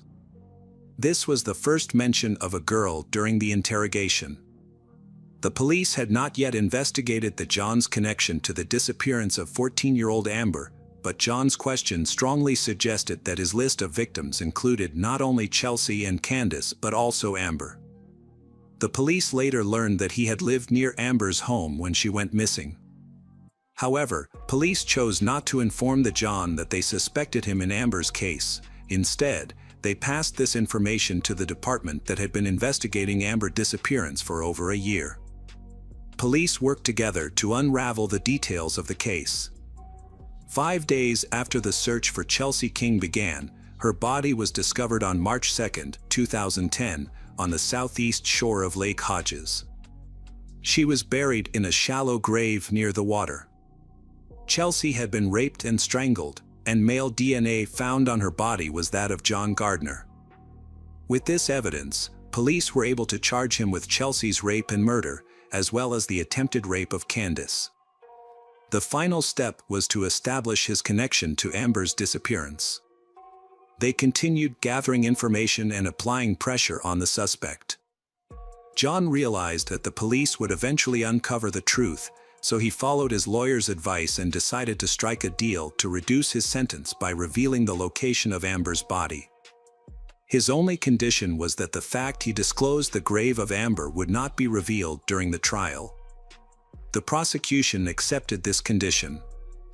Following John's instructions, they went to Palu, which is near Iskandar. This area was only a few kilometers from where search dogs had previously alerted near an old water tower. The John indicated a spot on the ground, and they started digging. They eventually discovered a human body and retrieved the remains for examination. Dental records confirmed that the remains belonged to the missing Amber. By this time, the body had severely decomposed. Due to an agreement with the suspect, the prosecution was unable to reveal that John had pointed out the location of Amber's grave. As a result, they could not bring charges against him in connection with the case of schoolgirl Amber. Her family was devastated by this news. They had still held on to hope that their daughter was alive and would come home. Amber's family could not understand why John would kill Amber, especially since they had never hurt anyone. Chelsea's family also experienced similar pain over the murder of their daughters. Amber's parents were furious. They could not understand why the obvious culprit in their daughter's murder was not punished for his actions. However, the police gathered enough evidence to convict him of Chelsea's murder, which was a small but significant victory for the prosecutor's office. The prosecution even expected to achieve the death penalty for the brutal killer. Testimony, DNA evidence, and the victim's body strongly supported the prosecutor's case. However, there was a chance that Amber's case might never be officially resolved. To move forward, a plea deal was proposed involving the Chelsea family, and Amber agreed to this arrangement, which would lead to a guilty verdict for 2 murders. They proposed that John avoid the death penalty in exchange for confessing to the rape and attempted murder of Candace. The deal would save his life, and John promised to consider it. Amber's mother then asked to see John at the hospital. During their meeting, John recounted how, that morning, he had seen a pretty 14-year-old girl who strayed from her usual path to school to meet another girl. However, she never reached her destination. John stopped and threatened her with a gun, forcing her into his car. He then took her to a secluded area, where he raped her and began to strangle her. Despite her pleas for her life, he showed no mercy and strangled her, hiding the body afterward. After John finished telling his story, the mother of the Amber stood up and left without saying a word. She was too overwhelmed to respond. She realized that she had been wrong to suspect Dave of kidnapping Amber. That Dave forgave her for her previous resentment and suspicions. Eventually, the families were able to bury their daughters. In May 2010, John Gardner received 2 life sentences without the possibility of parole for the murders of the 2 girls, along with an additional 25 years for attacking Candace. John expressed remorse and stated that he felt guilty for his actions. Following this, he began experiencing mental health issues and sought medical treatment. After several years, Amber's mother was finally able to forgive her daughter's killer, which brought her relief and closure. This event had a significant impact on society, leading to changes in legislation regarding sexual assault offenders. Penalties, including fines and prison sentences, were increased, and the requirements for supervision after release were strengthened. Additionally, the conditions for parole for these offenses were re-evaluated. Hello again, true crime fans. We've got another mysterious case to explore. The case of Hunt family. In New South Wales, there is a small rural town called Lockhart, located between Sydney and Melbourne, where the central figures of our story lived. With a population of around 800, it was a quiet and close-knit community. Here, we find the farm belonging to the Hunt family, which had 3 children. The head of the family, Jeff Hunt, was 44 years old, and his wife Kim was 3 years younger. They met during their university years, where they were both active and athletic. They were immediately drawn to each other and became inseparable, eventually marrying and aspiring to build a large, loving family. The people of Lockhart held the Hunts in high regard, appreciating them for their kindness, friendliness, and involvement in the community. Kim Hunt had always dreamed of helping people. After finishing school, she enrolled in university to study medicine. Once she graduated, she began working at a hospital as a nurse in the intensive care unit, where she took pride in saving lives. She felt that her dream had finally come true. In her spare time, she enjoyed horseback riding and worked on their family farm, growing rapeseed alongside her brother Alan, continuing the legacy of their parents. At the time of these events, the family was overcoming a difficult period in their lives. Jeff and Kim supported each other, which helped them recognize each other's positive traits. They had 3 children who adored them: Fletcher, the eldest at 10 years old, Mia, who was 8, and Phoebe, the youngest at 6. The family was well respected in their town, partly due to their active involvement in local volunteer work. However, they faced significant challenges. In 2012, Kim and Phoebe, her youngest daughter, were in a serious car accident when Kim lost control, causing the vehicle to roll over twice. While her daughter Phoebe sustained only minor injuries, Kim's condition was much more severe.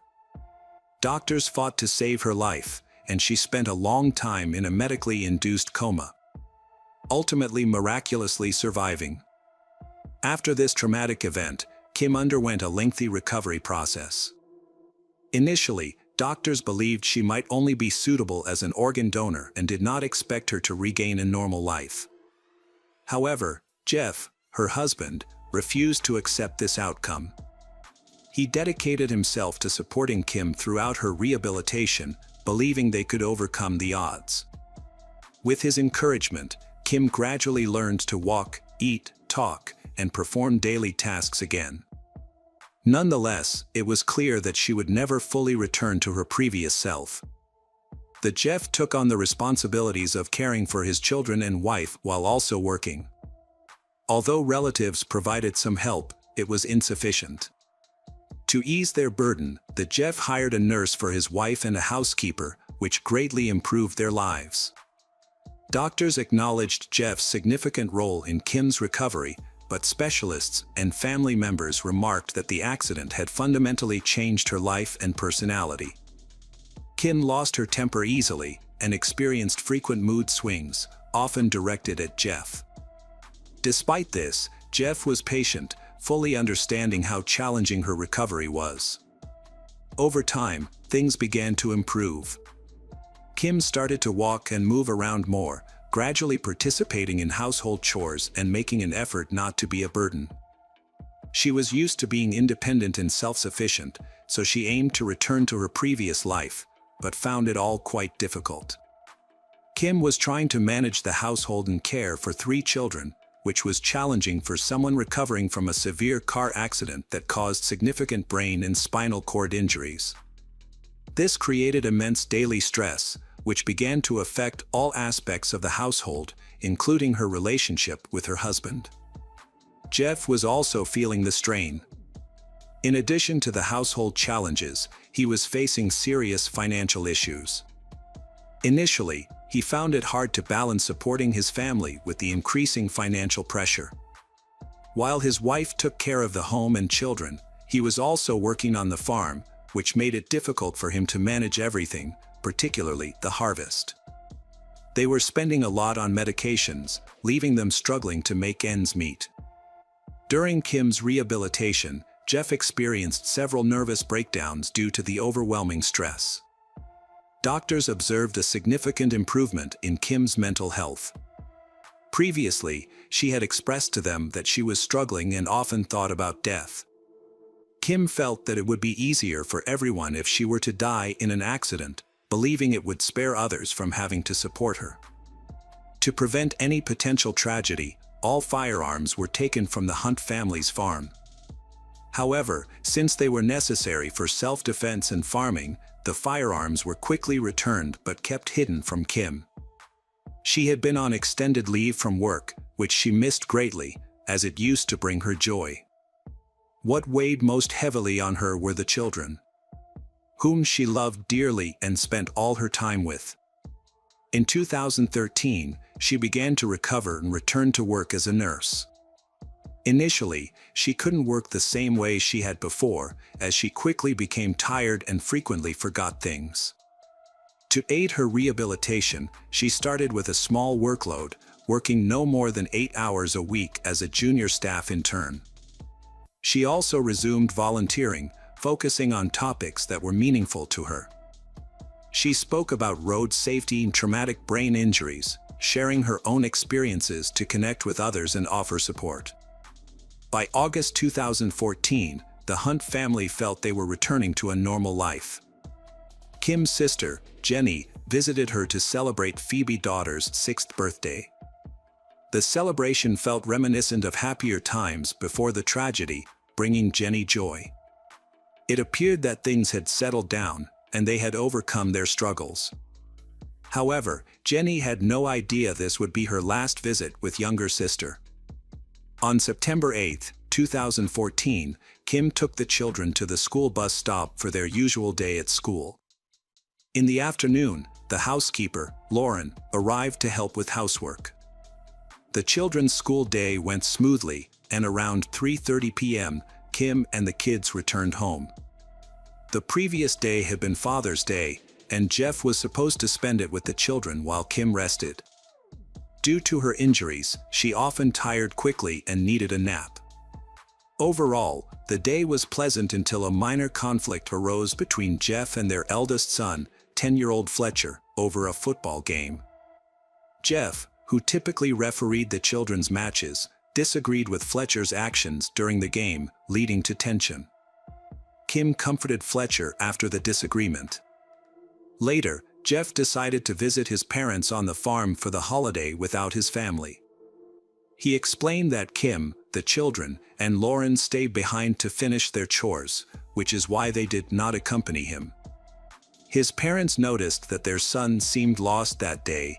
He wasn't smiling as he usually did and wasn't communicating much. It was difficult to get him to talk, which was unusual for him since he was normally positive, sociable, and cheerful. However, this time he seemed sad, and they quickly realized something was wrong. They tried to ask Jeff what had happened, but he avoided answering and eventually went home. According to Lauren's testimony, there was a minor conflict between Jeff and Kim that day. It didn't seem serious, but it had upset Jeff, who then went to play golf, leaving his wife with the children. When he returned, he sent the kids to take a shower. Around 7 p.m., they watched a family show on TV before having a snack and going to bed. Kim, still upset from a previous argument. Her frustration stemmed from the fight and his choices, such as giving the children unhealthy food and letting them watch TV, which were against her rules. She also mentioned that one of her husband's brothers had taken money from their family fund to purchase a house and a car. Additionally, she was upset that her husband was giving large amounts of money to his family from the fund from there. Around 7:30 p.m., the house was quiet after the Lauren left. She said goodbye to the family, with the children hugging her, and Jeff called out, "Goodbye, thank you, see you tomorrow." What transpired in the house afterward remains unclear. Later, the Lauren informed the police that the family atmosphere had been tense throughout the day, but she never imagined the horror that unfolded after she left. The Lauren returned to the farm during the day, as she usually did. As she approached the house, she noticed Kim lying on the lawn. She was still in her pajamas. Concerned that Kim had fallen and needed help, Lauren rushed over. However, as she got closer, she saw that Kim was not moving, and her face was covered by 2 jackets. When Lauren removed the jackets, she realized it was too late to help. Kim was dead from a gunshot wound to the head and was lying in a pool of blood. Her body was already cold, and the horrifying scene terrified Lauren. She immediately called emergency services. When the medics arrived, they confirmed that the 41-year-old Kim Hunt was dead. Kim had been shot at close range, with the bullet entering just above her right eye, leaving her with no chance of survival. The medics entered the house and soon found a shell casing on the floor in the hallway, indicating that the murder had occurred there. When police arrived and searched the house, they found Fletcher, Phoebe, and Mia murdered in their bedrooms, all 3 children shot in the head. A note written on a napkin was found on the kitchen table. The note, written in adult handwriting, read, "I'm sorry, it's all my fault." But it is unclear who wrote it. Although it is believed that Jeff, the husband, wrote the note, but it was not possible to find him. There are 2 possibilities: the criminals attacked the house, murdered Jeff's family and kidnapped him, or he himself was responsible for the deaths and went into hiding. Ultimately, the case could only be cleared up if Jeff was found. He was therefore declared a wanted man and an active search was launched. There was no evidence of anyone else in the house, no fingerprints or DNA, and no signs of forced entry. News of this tragic event spread quickly throughout the community. People were shocked and frightened, trying to understand what had happened in the Hunt family home that night. Many found it hard to believe that their neighbor, Jeff, could have committed such acts. People were genuinely concerned about his whereabouts and safety, thinking that he could be the next victim of the killers. As a result, the community called for a quick resolution of the case and the arrest of the criminals to restore safety to the area. The police conducted an investigation around the farm for an extended period until they discovered fresh tire tracks the following day. These tracks led them to a small dam located a few hundred meters from the Hunt family home. Divers searching the reservoir, which was about 1.5 meters deep, found the body of Jeff Hunt along with a shotgun. He died of a gunshot wound to the top of the head. And it was apparent that he ended his life by putting the gun in his mouth. An examination showed that his body had been in the water for approximately 30 hours. When experts compared Jeff's handwriting from cards he had previously given to his wife with a note found on the dining table, they confirmed a 100% match. This evidence indicated that he was responsible for the tragic event. It was impossible to completely piece together the events since there were no witnesses.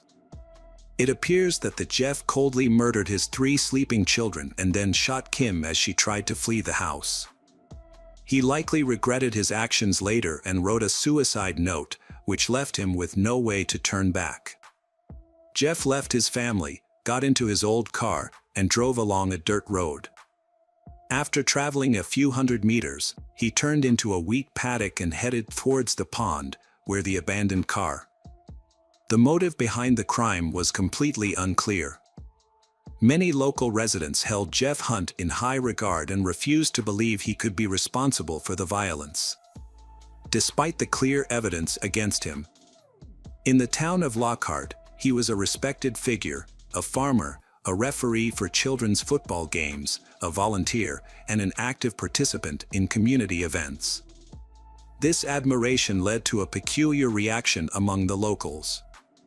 Some speculated that the weapon may have been in the hands of Kim, who had previously expressed a desire to end her life. Some even called her a witch, claiming that she was responsible for the crimes, accusing her of killing her family due to her mood swings, framing her husband, and then ending her life. This scenario was physically impossible. Jeff was found with a shotgun, while Kim was discovered far from the shell casing where the shots were fired. With the injuries on her body, it was obvious that she couldn't have fired that gun. An examination showed she didn't have the physical ability to shoot a shotgun, as her right side was impaired. Therefore, experts were unanimous that Jeff was the killer. Despite the police conclusively proving that Jeff Hunt had the weapon and was responsible for the deaths of his entire family, some people continue to defend him. Jeff had built such a positive image that many viewed him as a martyr, despite the fact that he had murdered 3 innocent children and his wife, who had already survived a serious car accident. Justifying his actions, regardless of the circumstances, was impossible. The community came together to raise funds and organize a funeral for the victims. Police faced challenges in determining a motive for the crime. Although Jeff was upset that day due to an argument with his son and a conflict with his wife, this was not typical behavior for him. When the Lauren was present, the situation did not escalate. Despite a tense atmosphere in the house, Jeff and Kim generally handled their disputes in a calm and respectful manner, so they maintained their composure. There were no signs indicating the upcoming crisis. The Lauren had never seen Jeff lose his temper, hit his wife and children, or even raise his voice. She never imagined he would resort to violence. As a result, she and others doubted that Jeff could have committed the crime. In contrast, Kim sometimes yelled at her husband and children when she was upset or forgot to take her antidepressants. It was hard to believe that Jeff could have been suffering from deep depression to the point of murdering his family. It would have been difficult to hide such a serious condition from their relatives and the Lauren, who saw them every day.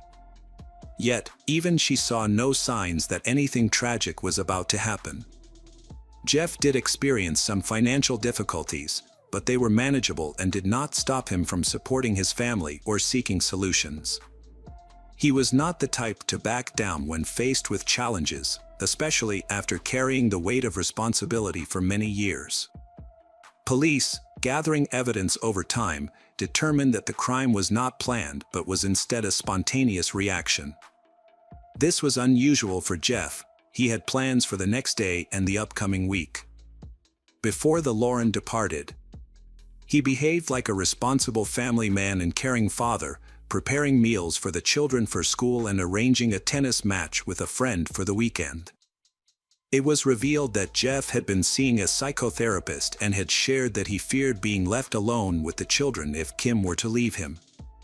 Just weeks before her death, Kim told a relative that she was unhappy with Jeff's management of their finances, which often led to money issues. She also admitted that she no longer loved him and felt no attraction, even considering divorce. The tension in their relationship might have intensified, as Kim wanted a divorce and had expressed her desire to separate to Jeff, which could have led to a violent response. The investigation into the incident involved several psychology and psychiatry specialists who provided important insights. One expert, after reviewing the case and speaking with the deceased's relatives, noted that Jeff showed signs of depression, including feelings of sadness and anxiety. Shortly before the shooting, he visited his family looking distressed and remained quiet, suggesting he was hiding something. His family noticed his unusual behavior and tried to understand what was bothering him. In situations like this, it can be challenging to identify the issues, especially since men often avoid discussing their feelings and see asking for help as a sign of weakness.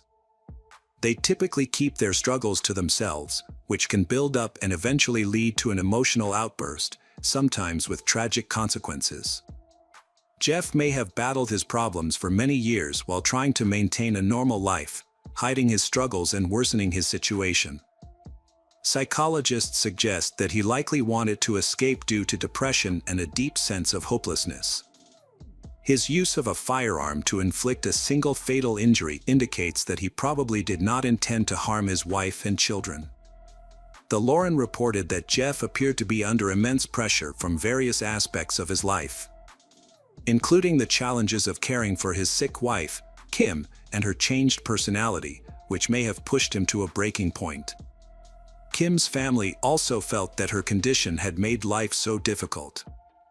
Experts believe that Jeff never intended to harm his family. Instead, he was likely overwhelmed by his personal issues and worries, and the stress from the impending divorce may have contributed to his state of mind. However, in a sudden change of thought, he chose to end the lives of everyone around him. He might have convinced himself that as the family's main provider, he was saving them from a future of poverty. In a tragic effort to prevent what he saw as a disastrous outcome, Jeff committed the unimaginable act of killing his family quickly and painlessly, aiming to spare them from suffering. The tragic case of the Hunt family marked one of the bloodiest Father's Days in Australian crime history.